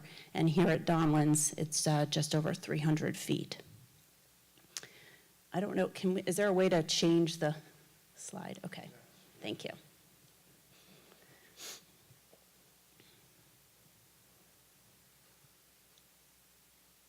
Great, thank you.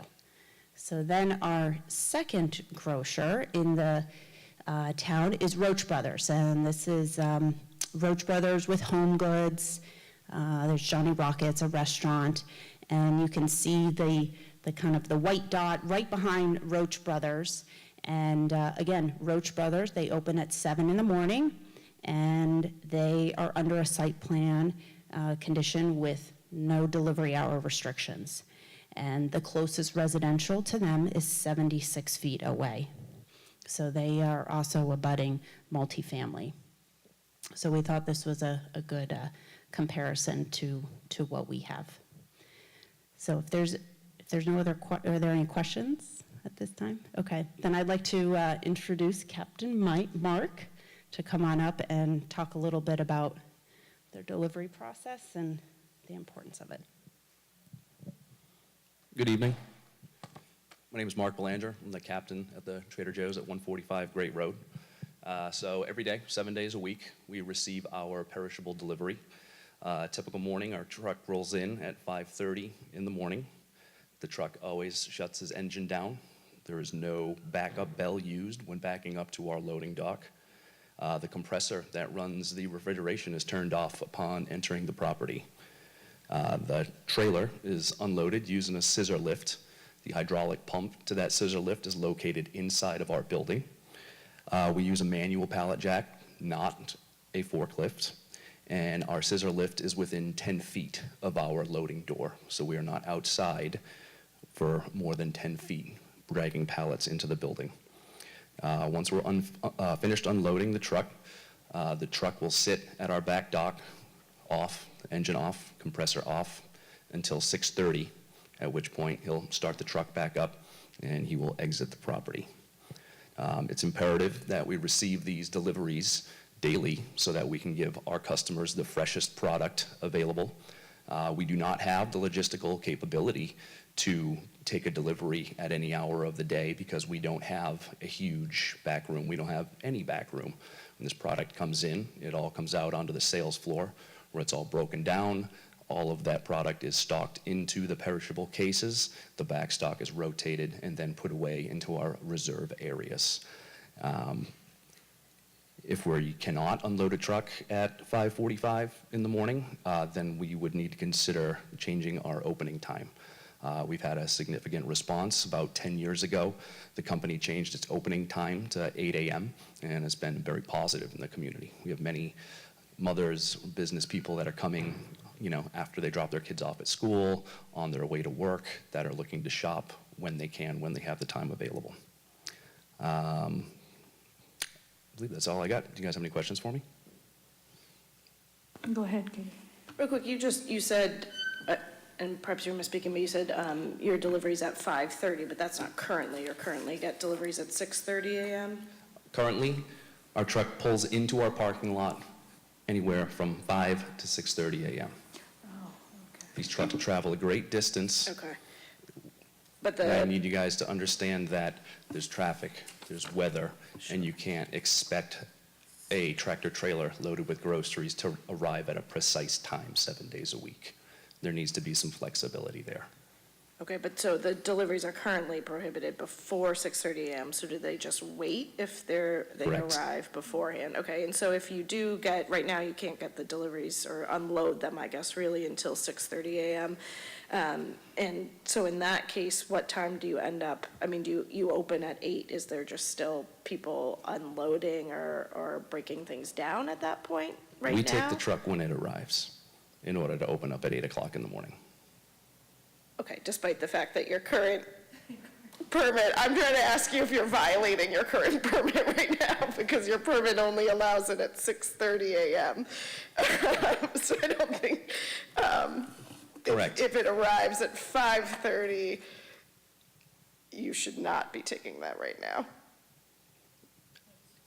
And the store was operating outside of those parameters before I was the captain of the store, taking trucks at 5 and 4 o'clock in the morning. Okay, but so And it's just, never been enforced. okay, but just, I think things were a lot better a little bit before. Just to be clear, if we amend this to allow deliveries at 5:45 a.m., I understand that deliveries sometimes come at different times, but if you have a permit that doesn't allow deliveries before 5:45 a.m., that means you can't take deliveries before 5:45 a.m.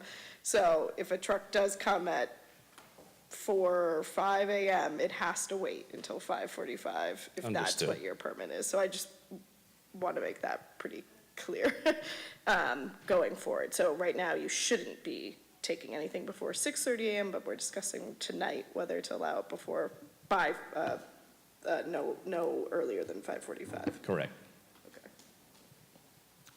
Joan, did you have something? Yes. What time do your employees come on board? Our employees start at 5 a.m.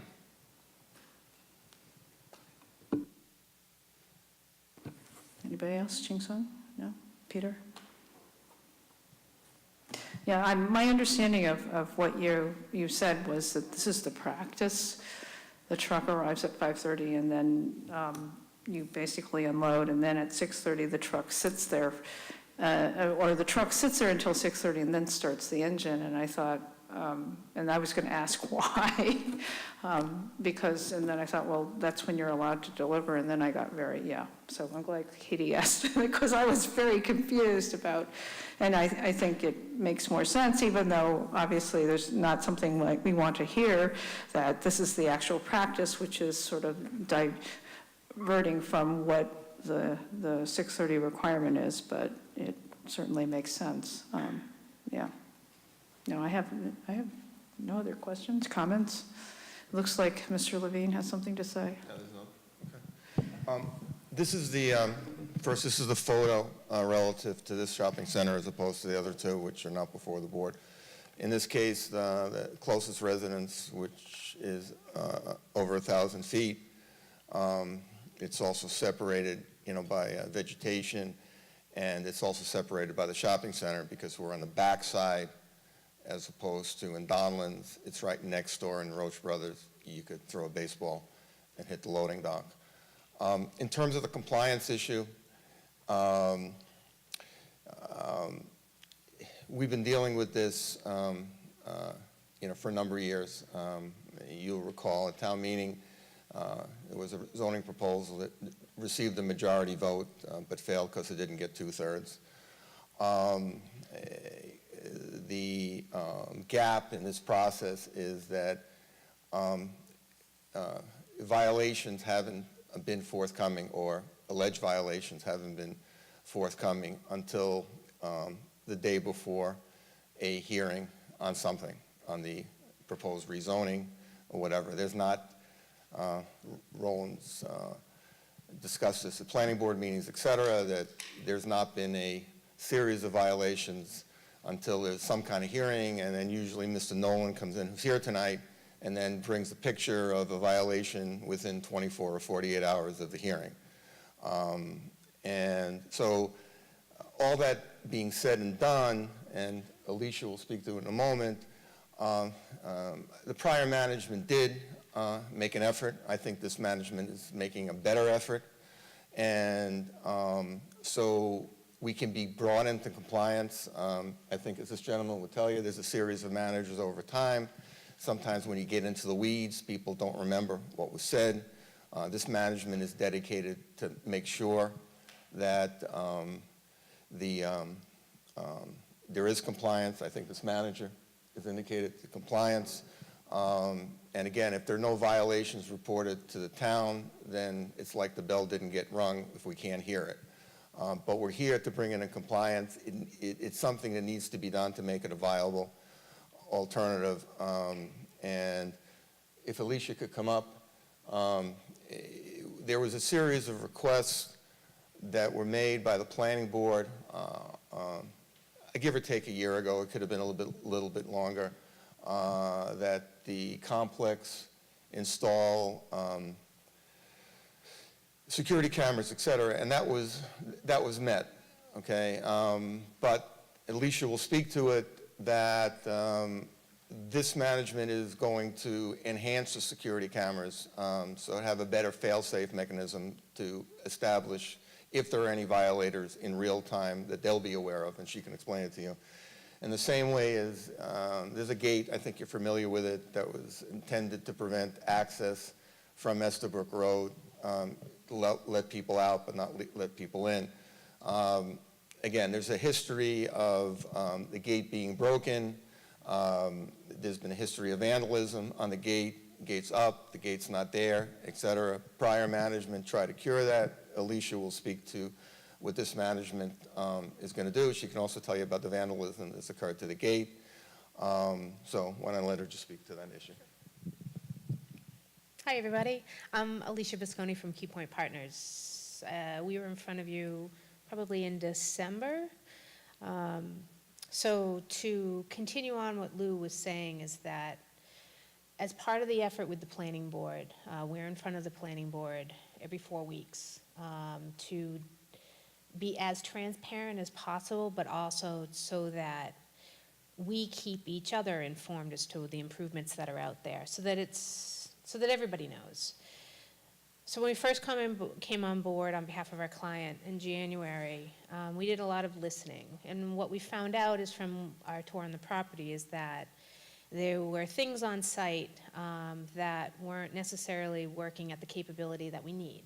So what we've gone is, starting as soon, in 2 weeks, we've put under contract a company to install new signage at the property. Then we've put under contract a company to put in a brand new security system. So we're abandoning the old and putting in a new system. We've also placed under contract a company that's going to install a brand new gate system. It's going to be closer to the road, having different controls.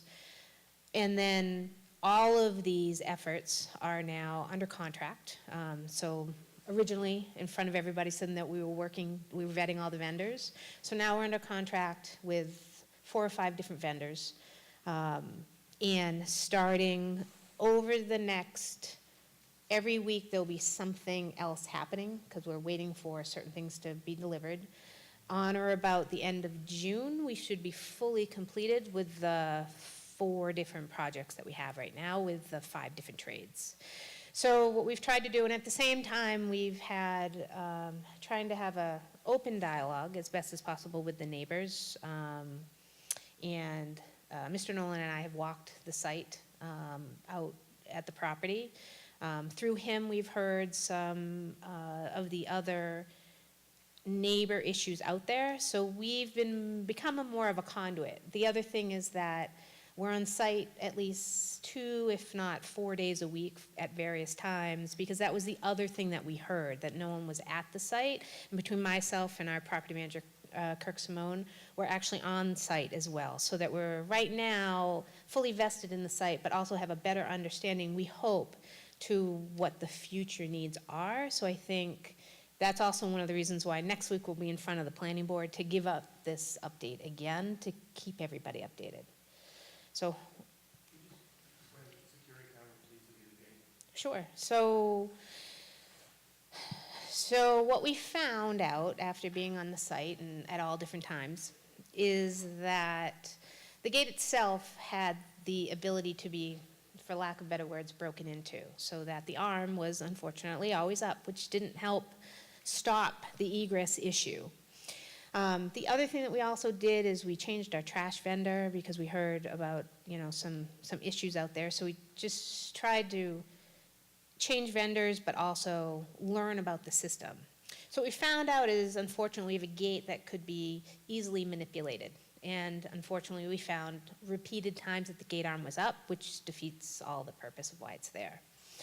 So what the security systems, because we've aligned them, and we have an actual monitoring system rather than a closed-circuit CCTV system, the new system will allow us to, A, monitor, B, we have other, right now we can't even see the gate with the system, but right now we'll have a security camera that is on the gate, and then it allows us to do all the motion alerts and everything else because we're actually installing an exterior security system that's cloud-based and we have access to, and it's, so that will allow us to better monitor, but also be able to answer that system of having everybody be alerted. Well, now actually we'll have the system that can do it.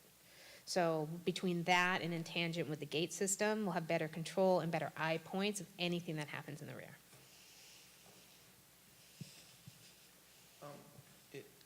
As Alicia mentioned, after this management took over, this management and myself met with Roland, and we proposed, and it's actually, I think, my idea, but is that we would meet with the planning board on a monthly basis. And the reason to do that is to be transparent and to be proactive, and that if there were issues, then it wouldn't be months in arrears, it would be weeks, if at all. And I think we have the first meeting, I think May 18th or something like that. And again, the idea was, again, I understand people sometimes don't complain for various reasons, and again, the town as well as management can't react to complaints that are not made. So we were there, and neighbors here tonight, we're going to be at the planning board on a monthly basis. If there are any problems or concerns, again, we're trying to be transparent. We'd like to know about them, and we can deal with them. But and I know the board is the same way, when you have hearings, like the hearing that preceded it, and nothing to do with that hearing, is that typically you don't get people to complain until there's a kind of a catalyst, a catharsis that brings them into a hearing, at which point you get the complaints that they've had, vented, up or held up. And we don't want to be in that situation anymore. So that's kind of where we are. This is, again, I'm not talking about a precedent, but you heard, and the other supermarkets open up earlier, have closer residents and have no hours. I'm not going to go back to historically why this one had hours, okay, but I think everyone on the Board of Selectmen have had the occasion to see Trader Joe's and the shopping center operate. You can make your own decisions. I don't need to fill in the blanks as to what you think about it. You know, I think it's an asset to the community, and I think it's probably the best shopping center in the town. So that being said, we'd ask you to, with my amendment, that this only applies to Trader Joe's. It doesn't apply to any of the other stores, and it doesn't apply to any other deliveries or anything else that goes on before, 5:45, before 6:30. So that's it. Thank you for your time and attention. Thank you, Lou and Alicia. Board, any other questions or, comments? This is, yeah, I don't.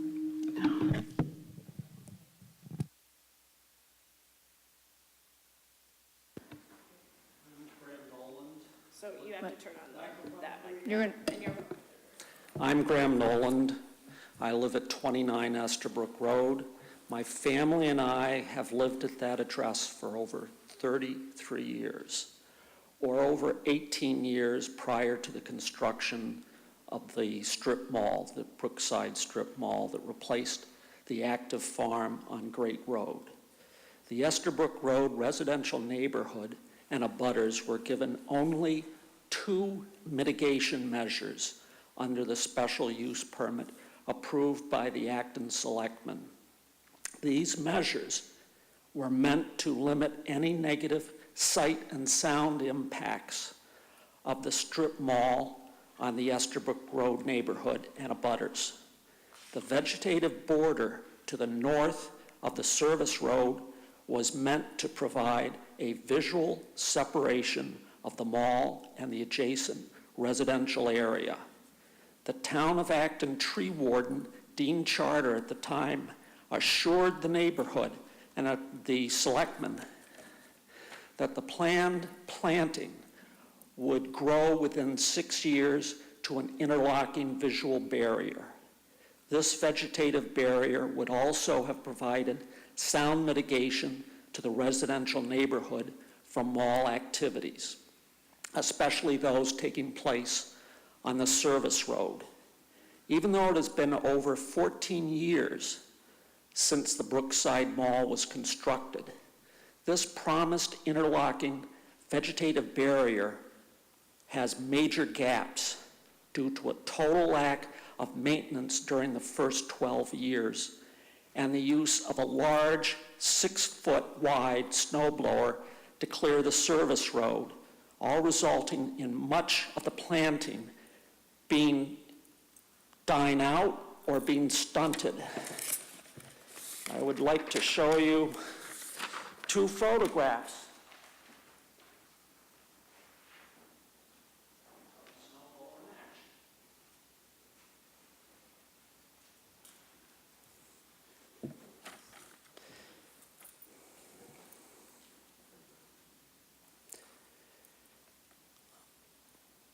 All the resulting, this vegetation dying basically has meant much of that promised barrier is missing at this point. The second mitigation measure was related to sound generated by activity on the service road. This measure was in response to neighborhood concerns regarding service road activities at night and early morning, such as noise generated by trash service vehicles and delivery vehicles. After several years of total disregard of this restriction and the contention of the Town of Acton Building Commissioner that trash service vehicles were not covered in this restriction, the Acton Selectmen amended the language of the original special permit to strengthen the restrictions to the use of the service road. And that order says, quote, "In order to mitigate any adverse impact of the deliveries and trash pickup, the board finds it is necessary and appropriate to prohibit deliveries and trash pickup before 6:30 a.m. or after 10 a.m. Even with this strengthened language, the use of the service road for deliveries and trash pickup prior to 6:30 a.m. continued 7 days a week, 364 days a year.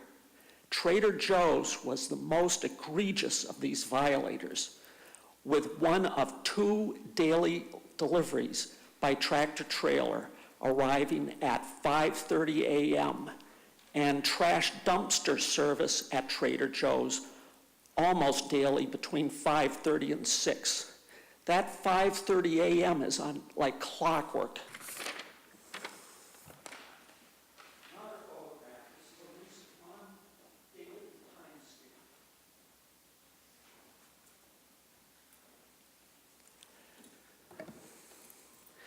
As some of you are probably aware, I have made repeated presentations to Acton town officials documenting these violations at public hearings of the Acton Board of Selectmen, Acton Planning Board, and Town of Acton annual town meetings of 2012 and 2015, and the special town meeting of 2014.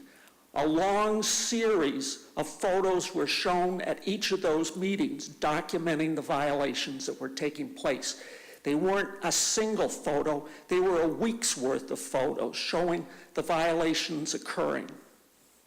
A member of the town planning board accused the abutters for being responsible for the continued violation of the service road restrictions over the years. He claimed we had not informed town officials that these violations were continuing. There is nothing like blaming the victim. I certainly think that all these meetings in public with all these town officials should have alerted them that these violations were taking place. The Town of Acton Planning Director has informed us that these violations must be observed by town officials before action can be taken. He also stated the violations can only be observed during regular business hours. I guess this is a catch-22, because obviously these violations are occurring prior to his normal business hours. 2 members of the planning board did get involved with these issues at the Brookside Mall. After several months, the previous mall management company was able to stop the dumpster violations of their own trash service company. It happens that Republic Service was their company that they had hired. They were also the company that was altering the functional abilities of the gate, and we had stated that a number of times. So it isn't a vandal that's doing it, it's their own trash removal company, because they needed to enter from Estherbrook Road in the wrong direction on that service road because they only have front lift trucks, and they have to approach the dumpsters, which are in the wrong direction from that direction. The previous mall management company did maintenance in planting areas, and this is recently, did planting, maintenance, and provided several new trees. They also agreed to lower the lighting level at the rear of the mall, but then everything halted abruptly in the summer of last year. The Brookside Mall was sold to a new owner around the start of the new year, to our knowledge, and brought in a new management company. The new management company had an initial meeting with the planning board in which an official meeting was set up for February 23rd, 2017, in which a request for rezoning the mall site would be discussed. It was suggested that the new management company should contact the abutters prior to this meeting. I was contacted, I'm sorry, just a second.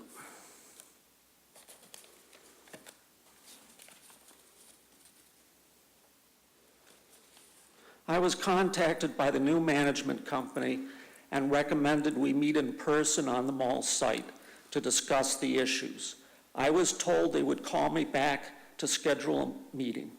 No call or meeting took place.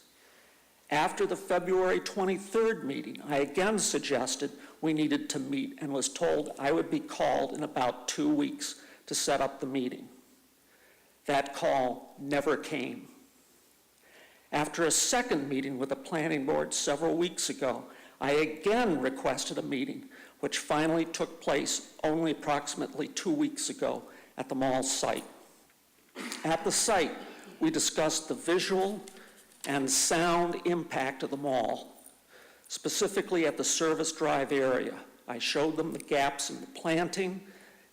The problem with these gaps is accentuated in October with the loss of 75% of the foliage protection with the falling of the leaves.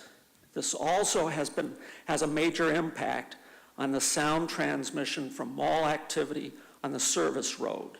The noise generated in the service road area is amplified by the high, flat surface of the back of the mall, which acts as a sounding board reflecting the sound towards the residential abutters. There is a 4-foot-high fence along the north side of the service road, which is required as part of the site plan to prevent snow pushed from the service road into the wetland area. As previously shown, the former management firm was able to circumvent this by using the snow blower. I showed the new management firm that most of the fence is in poor condition with some sections missing. I suggested that when a new fence was installed to protect the wetland buffer zone, it could be higher, which would help both visually and with sound transmission. I also discussed the lighting, which is attached to the rear of the mall building, which only had to meet the old zoning bylaw in effect on March 27th, 1990 because of the court case that the landowner won. The subsequent requirements have become more stringent with regard to this lighting. I suggested the lighting lamps, as they burn out, could be replaced with a lower intensity wattage of light or tone. The lower wattage would actually result in a cost savings. But if security is an issue in reducing the lighting level, motion sensors could be used to trigger a higher light intensity. The lower energy costs could offset the higher initial cost of this type of a system over time. The solutions to the visual and sound issues are not complex, and the cost is not excessive or unreasonable. Isolated decisions, not part of a comprehensive solution, which is easily obtainable, are counterproductive. We have previously asked members of the Town Planning Board to be present during discussions. I extend that invitation to members of the Board of Selectmen if they are available. A comprehensive solution needs to involve town officials so that a long-term implementation of any agreement will occur. This is critical for long-term maintenance of any agreed planting or other measures. It should provide for monitoring and enforcement responsibilities by town officials. A comprehensive solution that is agreeable to all three parties, mall owner, Estabrook Road neighborhood and abutters, and town officials, is obtainable and will benefit all three parties. The new management company has stated Trader Joe's lease is not expiring in the immediate future. If the new mall owner is serious about addressing these few concerns of the Estabrook neighborhood and abutters, the abutters have agreed not to file complaints regarding Trader Joe's violations while discussions are underway. There should be time to conclude a formal agreement. To date, the new management company has not made any firm commitments to these issues that we have brought up after over 2.5 months of discussions and meetings. Trader Joe's, after 13 years of ignoring the service road restrictions, shouldn't be rewarded with an exemption at this point. This request should be part of the comprehensive solution.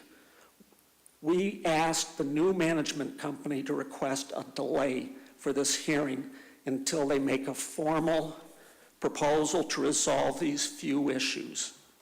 They said the new owner refused. This is not a positive response. The town and the mall's owners have benefited by the mall. The Estabrook Road neighborhood has paid a heavy cost in the quality of our lives after the construction of the mall. Please table this request or continue the hearing until a comprehensive solution is found. Thank you. Thank you. Do you have the text of that to provide us, or can you email it? I will try to email it. Okay, just email it to, you can email it to the town manager or Lisa or BOS, any of the, yeah. Thank you. Thank you. Just to try and Yes. close the gap, we have, mall ownership has no objection to replacing the fence with an 8-foot fence, which is the largest fence, if I'm correct, Roland? Within the setback. Yeah. So we're willing to replace the 4-foot fence with an 8-foot fence, which Mr. Nolan mentioned, I believe, for the first time. That was an issue when he spoke to Alicia for 2 hours a few weeks ago, or last week, I think, whatever it was. With respect to the lighting, we're willing to put motion detectors on the lighting. There's obviously a security issue for people working there and leaving, but we're willing to, after the business hours, which I don't know, 9 or 10 o'clock, whatever they are, to do exactly what Mr. Nolan is asking. With respect to the landscaping, Roland can speak to it. Again, time flies with the shopping center, but I think about 1.5 years, 2 years ago, there was a bond posted with the planning board to secure, amongst other things, landscaping. The bond was released after the planning board came to the decision that all of the required landscaping and then some was in place. So I think it was a letter of credit, Roland. And there were a number of discussions with the planning board over a substantial period of time. Mr. Jacoby is here tonight. He can speak to it too. So the town came to the conclusion that the landscaping that was required was there. I can't deal beyond that because it was obviously something the planning board spent a good deal of time with, and I don't even think I went to any of those meetings. With respect to the complaints, I know Mr. Nolan has come, like he does tonight, and raises complaints, but again, you can speak to Roland. I'm not speaking for the Roland or the planning board, but my understanding is that the complaints tend to only occur when there's a hearing, and so again, we can't respond to something where we don't hear the bell. We have to comply with the requirements. That's why we're here tonight. It's not working for Trader Joe's. They open at 8 o'clock. They just can't get the produce out. And so, yes, there have been violations. There's been a number of managers.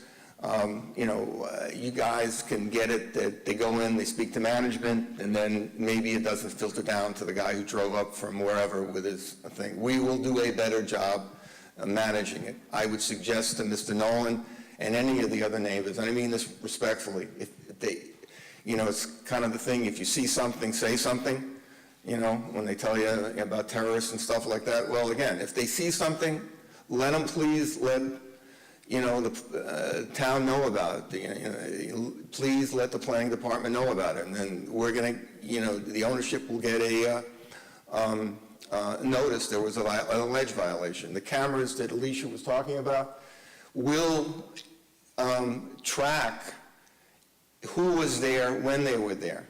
So we can go, like they say, we can go to the video and we can see who the violator was. And we can go to that violator and say, you violated. Or we can see maybe there wasn't a violator. So these are all proactive things we're trying to do. The fight, so we are doing these things. We're willing to commit to them tonight to make it better from what's there. Mr. Nolan, I think you would probably not, go on a stretch that Mr. Nolan was not in favor of the shopping center when it got built. It's there. That tension I can't make go away, but I can make it better, or management can make it better. So we're willing to do what he asked tonight, which is the fence and the lights and the landscaping. I just would ask, what I said, and Roland and Mr. Jacoby can elaborate on it, but as far as the town has told us, we're in compliance with a landscaping plan, and there was some additional landscaping put in. So, that's all I can say tonight. I appreciate Mr. Nolan's concerns. We're willing to work with him and the neighbors, but there's a tension, and you see it all the time, like you saw tonight in the prior hearing, that business uses and residential uses don't always, not always compatible. But we're trying to work with it, and in the long run, our object is to make this a better shopping center, to improve Trader Joe's situation, and to be able to go to town meeting and to get it rezoned to what it should be so it can thrive and be a better asset to the town of Acton. So I don't know if Roland wants to say anything, Mr. Jacoby, but that's it. What? I did enough? Okay. Thank you. Yes. This one's working. All right. We'll just go with one microphone. Ladies and gentlemen of the Board of Selectmen and Mr. Manager, thank you for hearing us tonight. Dan Silva, 336 yards or 1,008 feet from the loading dock at Trader Joe's. First of all, I know Mr. Levine talked about not going back historically. Historically, there was a beautiful family farm there. And the reason the Board of Selectmen were so involved initially in putting the restrictions was because of the impact to the neighborhood. That's why they did that. And they understood that a country road setting was not necessarily, unless it was closely watched, a place to put a large commercial facility. Just taking a little bit of issue with the engine down, air conditioning units off, as somebody who can hear that in the morning, not necessarily the case. And there's also an issue of plastic pallets on wheels that get thrown up while they're unloading them, and you can hear those in the middle of the night. So tractor trailers running, AC units running, pallets being tossed around, all that stuff carries at night. Acton's a pretty quiet town in the middle of the night. The complaints coming to the boards for complaints, we were just at the planning board recently, very happy. There's a new management company. Ms. Pisconi and her team seem like they're trying to do the right thing.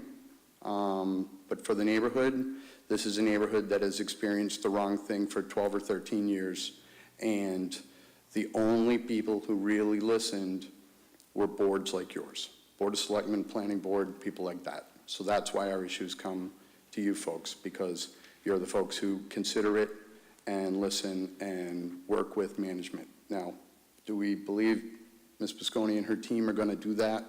We really hope so. We really hope for a positive change. We hope for an agreement and to find some middle ground here. And we think we can do that. When we talked at the planning board, when Ms. Pisconi brought up the camera system, she had stated that the cameras will email her and her team a picture of a violation when it occurs. One of the things I asked the planning board to ask her if she could do is add one email to that distribution list, which would be the town zoning enforcement officer. If that violation went directly to the town zoning enforcement officer, he or she could look at that picture and issue a violation at that time. And I know she's working with the security companies and things like that, but that would certainly go a long way for the neighborhood in seeing that something actually occurs when there's a violation, because we have about 13 years of violations not being addressed. And the other thing is,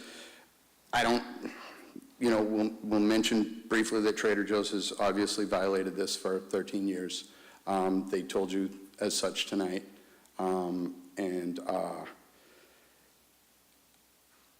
Honestly, I am a little uncomfortable with rewarding bad behavior. We would like to see Ms. Pisconi and her team do some work with the tenants at the mall, understanding that they're tenants and they have to comply with orders of the Board of Selectmen. We've not seen that yet, and we'd really like to see that going forward before we reward that bad behavior. Thank you very much for your time. Thank you.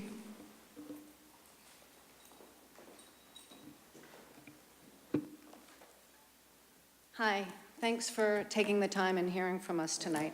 My name's Linda Savage. I live at 68 Esterbrook Road.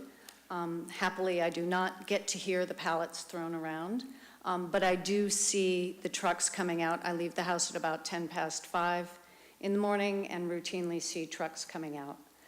I think we heard tonight that from Trader Joe's themselves, that they have been routinely violating this order.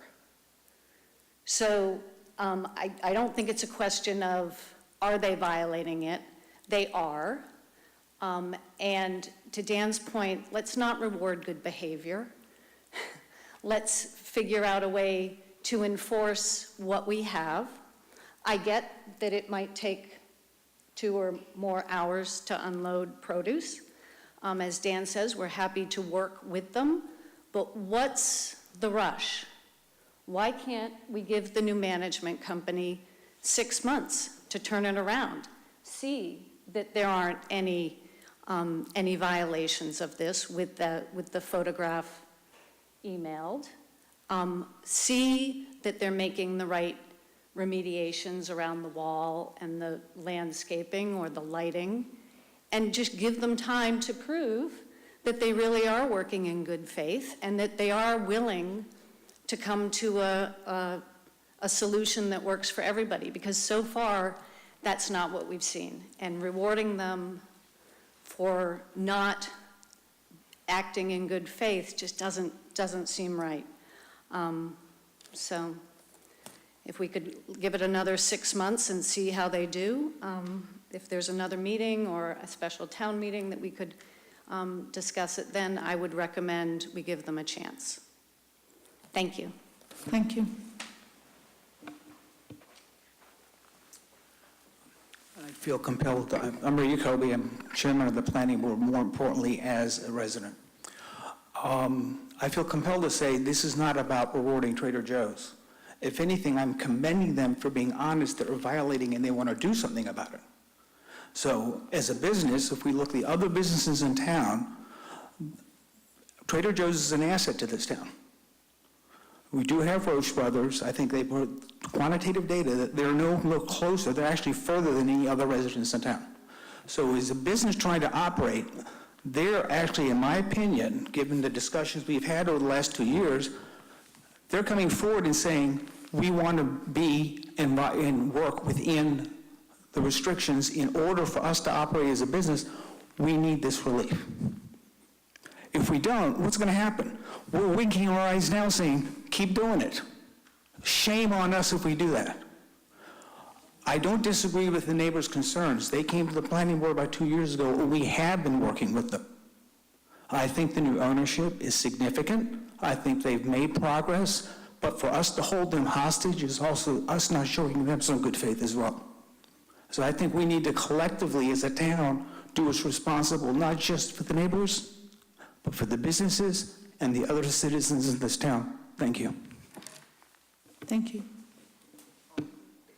Janet, we have no objection to Dan's request to make.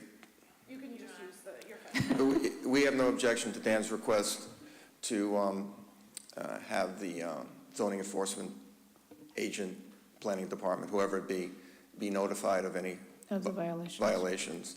And so I don't want to take any more time of the board, but we're not rewarding anybody. We're actually providing a mechanism that will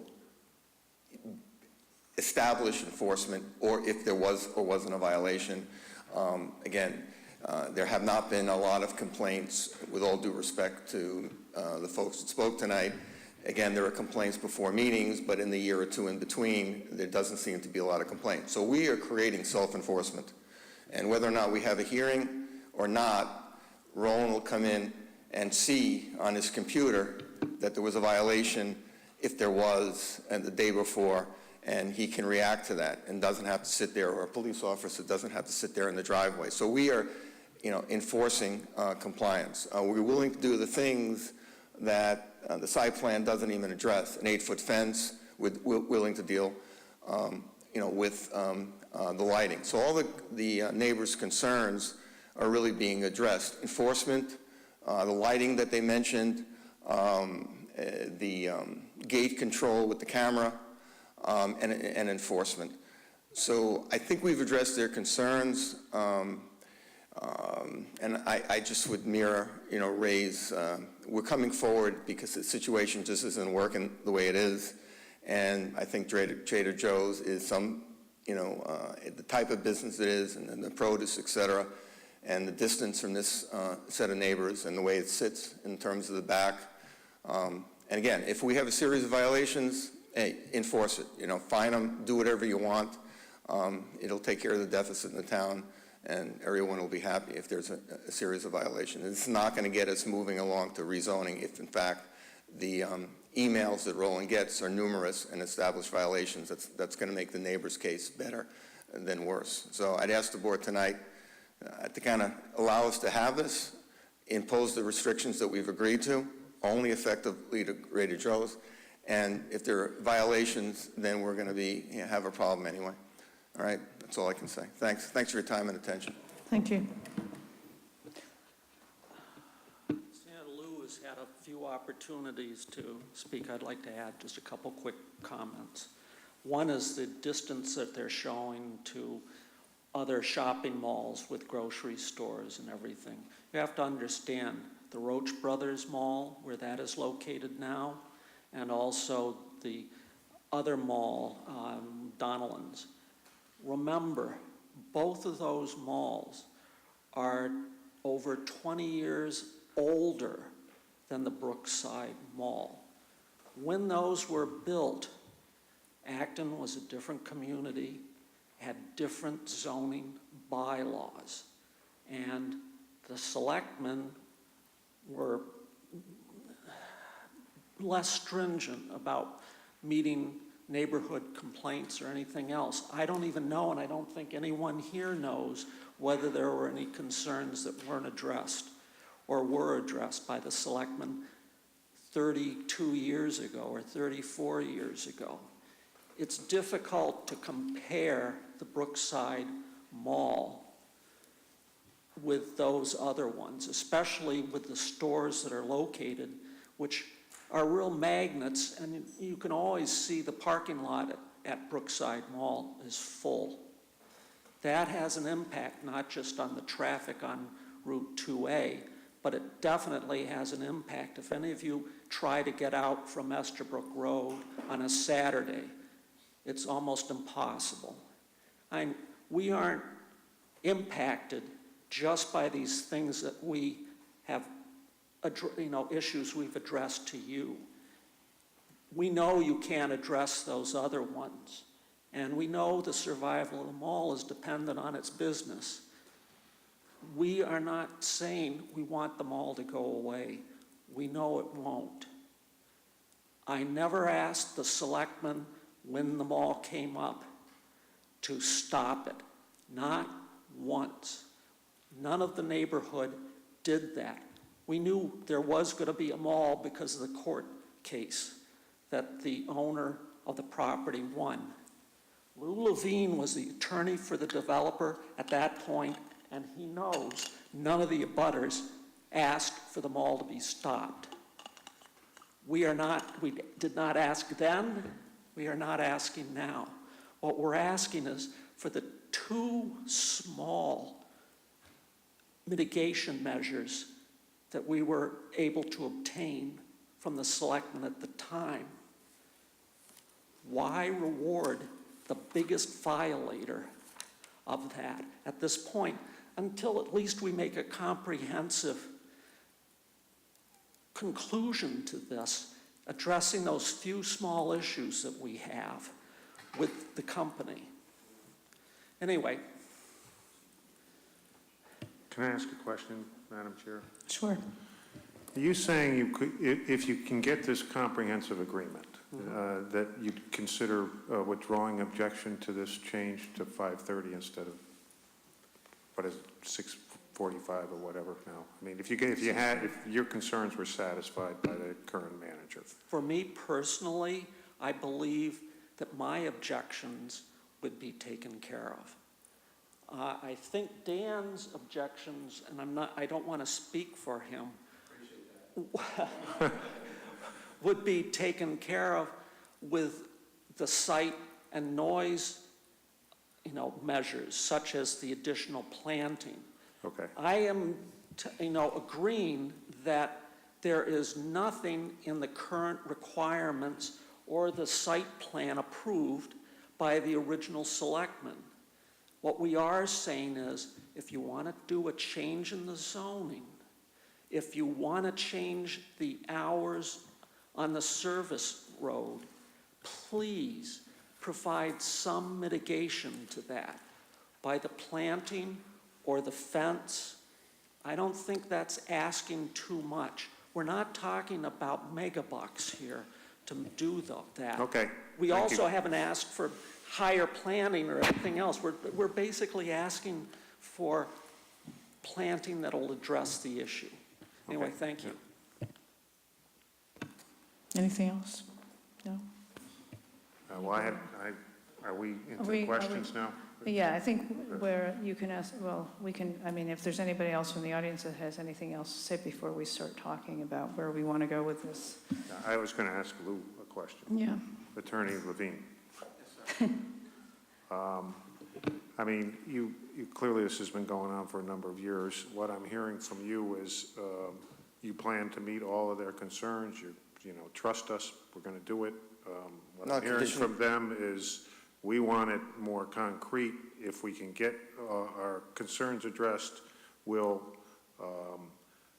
not oppose this request for a change in the delivery hours. And by the way, while we're going through that process of trying to get this nailed down, we won't object to Trader Joe's delivering at 5:30 in the morning. So can you agree to extend this and have that dialogue on those conditions? Well, I can't speak for the zoning enforcement officer. I understand practically what you're saying, Peter. Again, if it's the board's kind of direction to give us an opportunity to meet with the neighbors and to continue this meeting, again, we've agreed to everything that's been brought up tonight. So I'm more than willing to condition the extension on the lighting, the fencing, the security cameras, et cetera.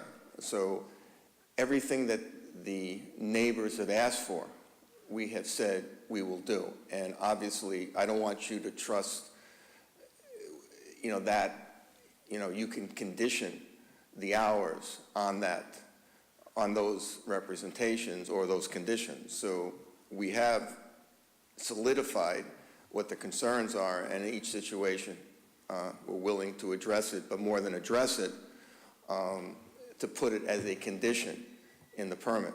So the permit would hypothetically say 5:45, security camera to be installed, fence to be erected, security lights to be, put in. If those are the issues that I heard tonight, and so we're addressing all of them. But if we want to have a further dialogue, we've been trying to reach out to Mr. Nolan. We met him for a couple hours. We're willing to continue the meeting if the board thinks that's necessary.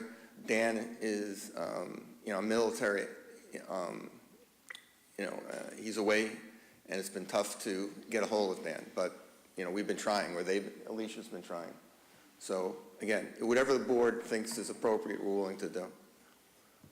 Yeah, I think the problem has been in the past, we haven't been able to enforce these things. I mean, it's like you say, we can't have a cop out there at 5:30 in the morning. I mean, witness Trader Joe's, violating the thing daily, apparently. But, I mean, that the town doesn't have the forces to be able to, and I'm not sure, frankly, that a dialogue or something more understanding between the residents and the ownership would solve this. But that seems to be what they're asking for, and it seems to me it might be worthwhile giving it a shot. So, we're willing to have the dialogue, Peter. We've addressed the issues. We're providing basically, evidence of our own violations if they were to occur in the past. As I said, the alleged violations they've been separated by whatever hearing hasn't happened. Okay, so we've gone, or the ownership's gone for a substantial period of time, asked for something, town meeting vote, and the neighbor would come in and say, but they're violating. Let me show you the pictures in the last 3 days. All right,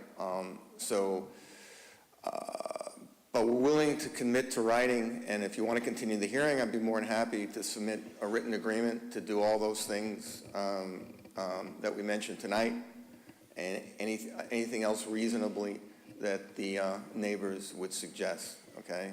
The only other thing that was mentioned was from Mr. Nolan about the landscaping, but from my understanding, and from the planning board's understanding, and the landscaping had been addressed, and they had a bond, and they released it. So that wasn't something that was done sua sponte, by us. It was done with the town, with Mr. Nolan telling them that he thought this plant was missing or that plant was missing. yeah, okay. Can I ask you a couple of other quick questions, if that's okay? I mean, it's... Katie and some other people have questions as well, so. Okay, are they blowing snow into the wetlands? Is that what I'm hearing? Not since we changed the snow, not since we came on in January. Okay, and is there an entrance from Great Road to the back of? Yes. Good. And so, can you reposition the dumpsters so that the trash truck can come in and from Great Road? So we changed trash hauler. Sorry. It's like I'm in my living room. So we changed trash haulers. So that was the former company. We changed trash haulers to E.L. Harvey, and they're able to come in the service road and be able to make the swing for the existing trash and the existing setup. So we rectify that with the change of the vendor. Well, I thought the problem was they had to come in the service road. No. I mean, you mean from 2A as opposed to Estabrook Road, No, they're coming in through the service road. which is off of Estabrook. No, off of Great Road. Oh, okay. They're coming in the right way and going out the right way. Okay, all right, okay, thank you. I don't have any further questions. Katie? Yeah, I just want to clarify, Lou, because it sounds like you're willing to do this, but I think it seems like it would be best if you guys agreed to a continuation of this hearing. Honestly, I think if you agree to continue it to like our late July or August meeting, that gives you the time to put in place the things that you've said will be put in place by June, and particularly can show that Trader Joe's is willing to and able to meet the revised time, because I think my biggest concern is you got up here and said that the trucks deliver between 4:30 and 6:30 a.m. and you take them when they come. So if we change your time to 5:45, honestly, at this point, I don't have a huge amount of confidence that you're going to meet that. So I think if you, but understanding that you guys are new management, and I don't want a huge back and forth right now, because it's 10 o'clock at night, and all I'm saying is, I think if you agree to continue the hearing to July, And in that time, put in this security system and other things that you're already working on, which I think are great changes, and I really appreciate that. And you seem like much more responsive owners, and can show during that time that you're able to meet the 5:45 a.m. time and are willing to do these things like the fence and other things. I think you're going to have a much better hearing. I don't think we need to condition the continuance, because if you don't do it, when you continue it, it's not going to go very favorably. So I think it would be really simple if we just continued this hearing to our late July or August meeting, if you guys are willing to do that. And I would just recommend in the meantime, show to me and to the board and to the neighbors that Trader Joe's can meet this 5:45 delivery time consistently, and that you're making these other changes out of, recognition, out of goodwill as well. And I think we can end this now. So can I just clarify? So you're now saying that they can deliver 5:45 going forward? Not saying they can under their permit. Their permit's Right. still for 6:30 a.m. I'm just saying the neighbors have indicated that if you talk with them in the meantime, it sounds like they won't file the complaints. And I think that if you can show that they consistently meet that then when you come back in July or August, that would likely be viewed favorably. Understanding that technically their permit is for 6:30 a.m., so if a complaint is filed and there's proof of that, that's one thing. But if the neighbors are sort of agreeing to this, I think we can all in this room sort of say we're understanding that we're working towards a solution. That's, Then that's, not that anybody cares, but I'm going to Japan tomorrow morning, so I want to go to sleep. All right, so with the understanding that we won't have deliveries without waiving the permit before 5:45, and that we will speak to the neighbors, then can we continue the hearing? And just before we, I would like to point out to Mr. Nolan that one of the Board of Selectmen that didn't care about Donlands and Roach Brothers, Joan, was on the board then. Okay, so I'm sure she would take a little bit of exception. She would take a little bit of exception to your saying the Board of Selectmen were the Wild West thing. Joan, did you have something to say? Okay, go ahead. Permit, it says that the condition shall be included in all leases for space in the mall hereafter. Now, my understanding is this is just for Trader Joe's, so would the prior time in the site plan apply to the other existing? Yes. Yes, absolutely. So it's only Trader Joe's? Only Trader Joe's. Only Trader Joe's. Thank you. So would you agree to a continuance to July 24th at 7:10 p.m.? Sure. Okay, then I'm going to make a motion to continue the hearing to July 24th at 7:10 p.m. Just don't schedule any liquor license suspension. Yeah, exactly. Or We'll dog try hearing. dog bites, Or or dog bite you hearing. know the big ones. Second. Okay, thank you. I appreciate it. All right, thank you very much. We'll see you Thank back then. Any further discussion? All those in favor say aye. Aye. Opposed, abstaining? Great, thank you. All right, what do we have next? We have, Board liaison, we're on to Selectmen's business. No appointments, so we have let me say first, number 6, we're going to pass Thank you. over. All right, so what am I signing to? The rec director had a personal emergency, I think involving her dog, so she isn't here. Good for her, because we are running very late. So liaison assignments, I just have, basically, I'd like to hear, Okay, thank you. particularly from Joan, if she has any comments, because she's Oh, I see basically. the first one is the Cemetery Commission. Well, the lot of the person who's the newbie is that you get whatever's not claimed, and a lot of these assignments were Disabilities Franny's. and Dog Park. Yeah, and Council on Aging, I think. And, or, no. No, I- They're not Council on Aging, it's something else, yeah, there's, 'cause Tax that's relief and Peter's tax getting, yeah. aid. Transportation, planning board.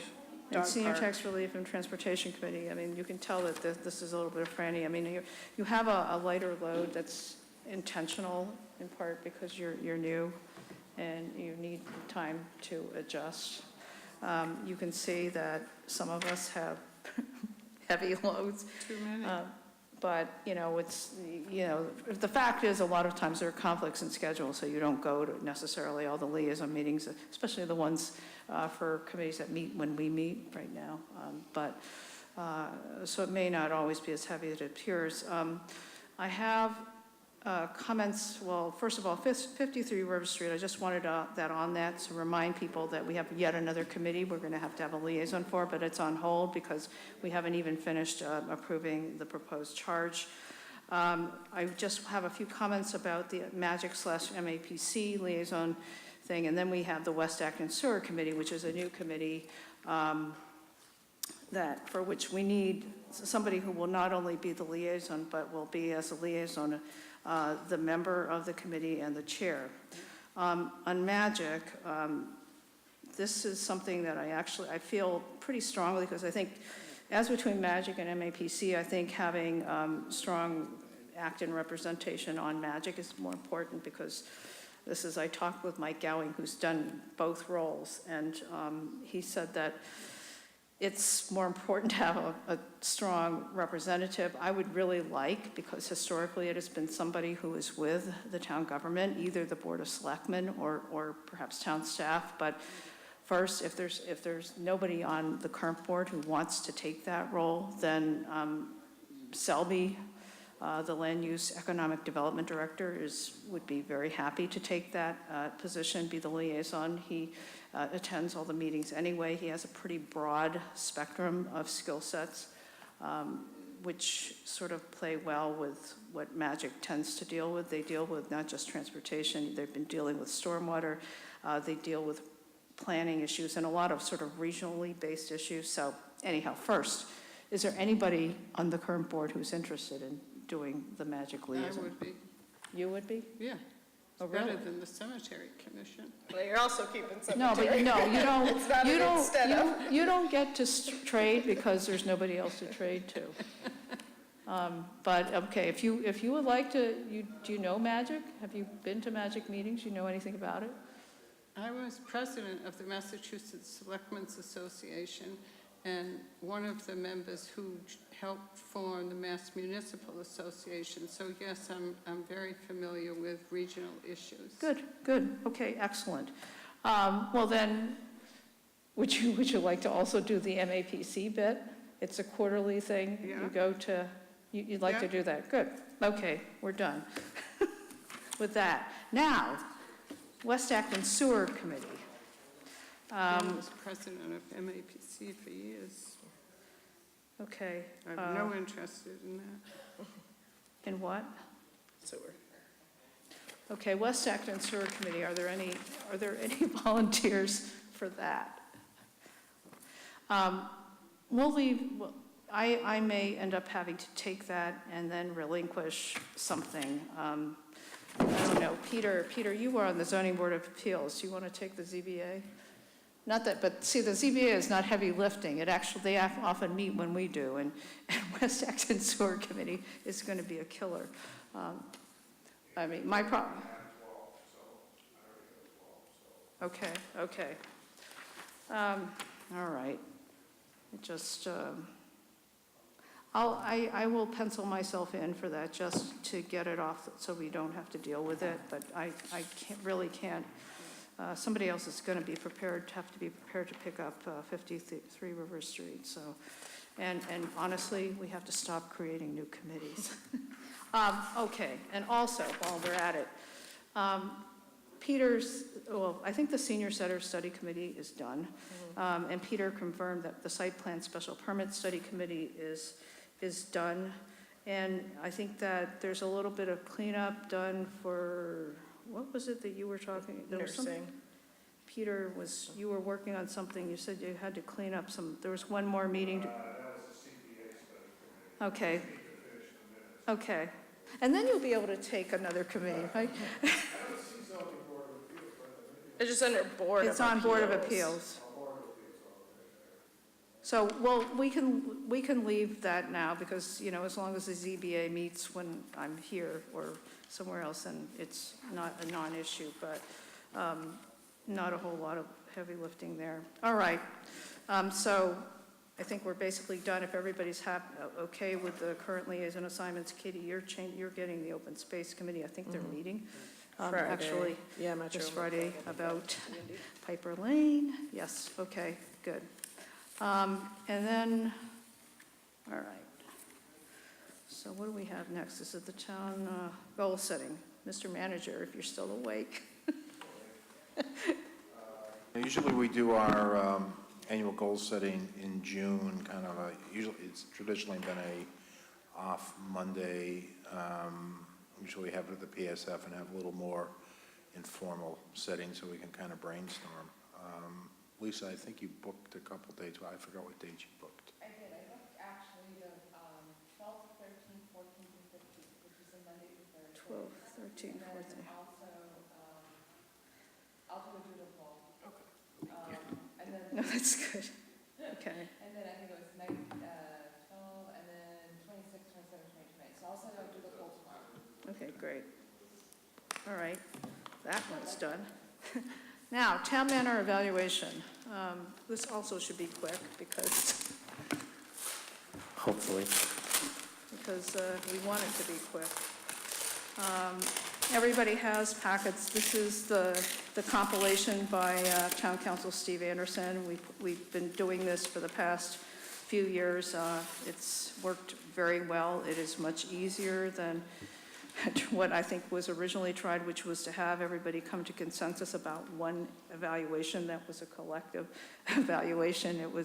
And we ended up with this as I think a stepping stone. And Mr. Ledoux decided that, gee, this is actually more useful than our trying to spend hours trying to come up with one evaluation. So, and all the comments are included, well, at least for those who offered. Is this wait a minute. This is last year's, okay. This is February 2016. Where is, February 2017, okay. I was gonna say there's somebody who's not on the board whose ratings are here, so, okay. Anyhow. Is there a copy I can look at? Oh, you don't give, I don't remember, do we keep our copies or do we? Yeah, because I Yeah. read it now.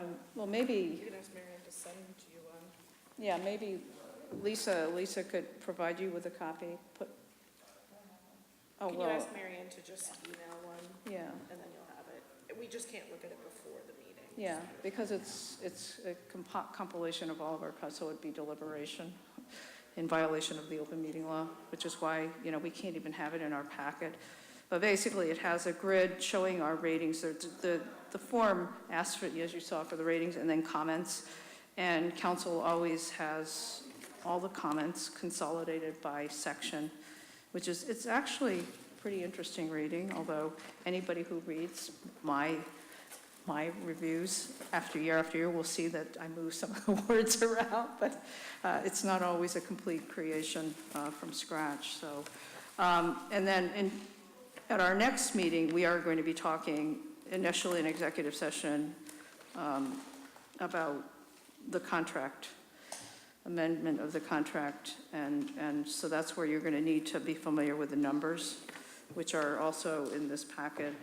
And again, Marianne, I think that my original email forwarding Marianne's attachments included his salary history and then the current employment agreement. So I think that information is set, except that I will resend it just because I know it might have gotten lost in people's email boxes. But I don't know if anybody has any comments.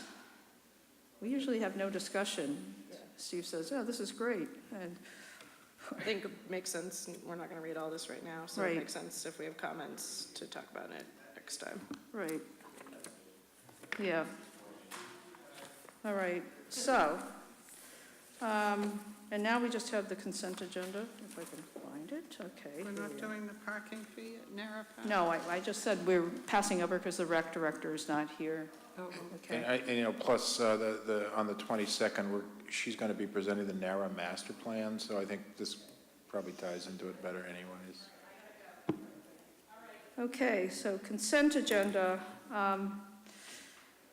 Number 8, a request to dispose of obsolete material, Acton Memorial Library. Number 9, one-day alcoholic beverage license, Sam McDowell, July 8, 2017, Narra Park. Number 10, one-day alcoholic beverage license, Lauren Koppelman and Morgan Brown, May 27, 2017, Narra Park. Number 11, Board of Selectmen letter of support, TMBO. I hope everybody read that and agrees with it. Number 12, committee appointment, J.D. Head, West Acton Sewer Action Committee, ABRSD RAP. Number 13, Bruce Freeman Rail Trail Intermunicipal Agreement. Number 14, accept gift, Rec Department, Board to accept a gift totaling $500 from Century Bank to support the 2017 Summer Concert Series and special events. Number 15, this was impressive, accept gift, Rec Department, Board to accept a gift totaling $10,000 from Insulet Corporation to support the 2017 Summer Concert Series and events.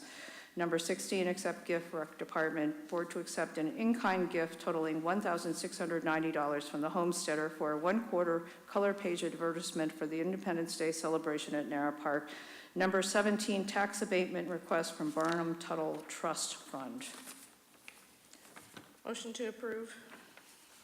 Second. Katie moves and Ching Sung seconds. Any further discussion? All those in favor say aye. Aye. Opposed, abstaining. Do I have a motion to adjourn? So moved.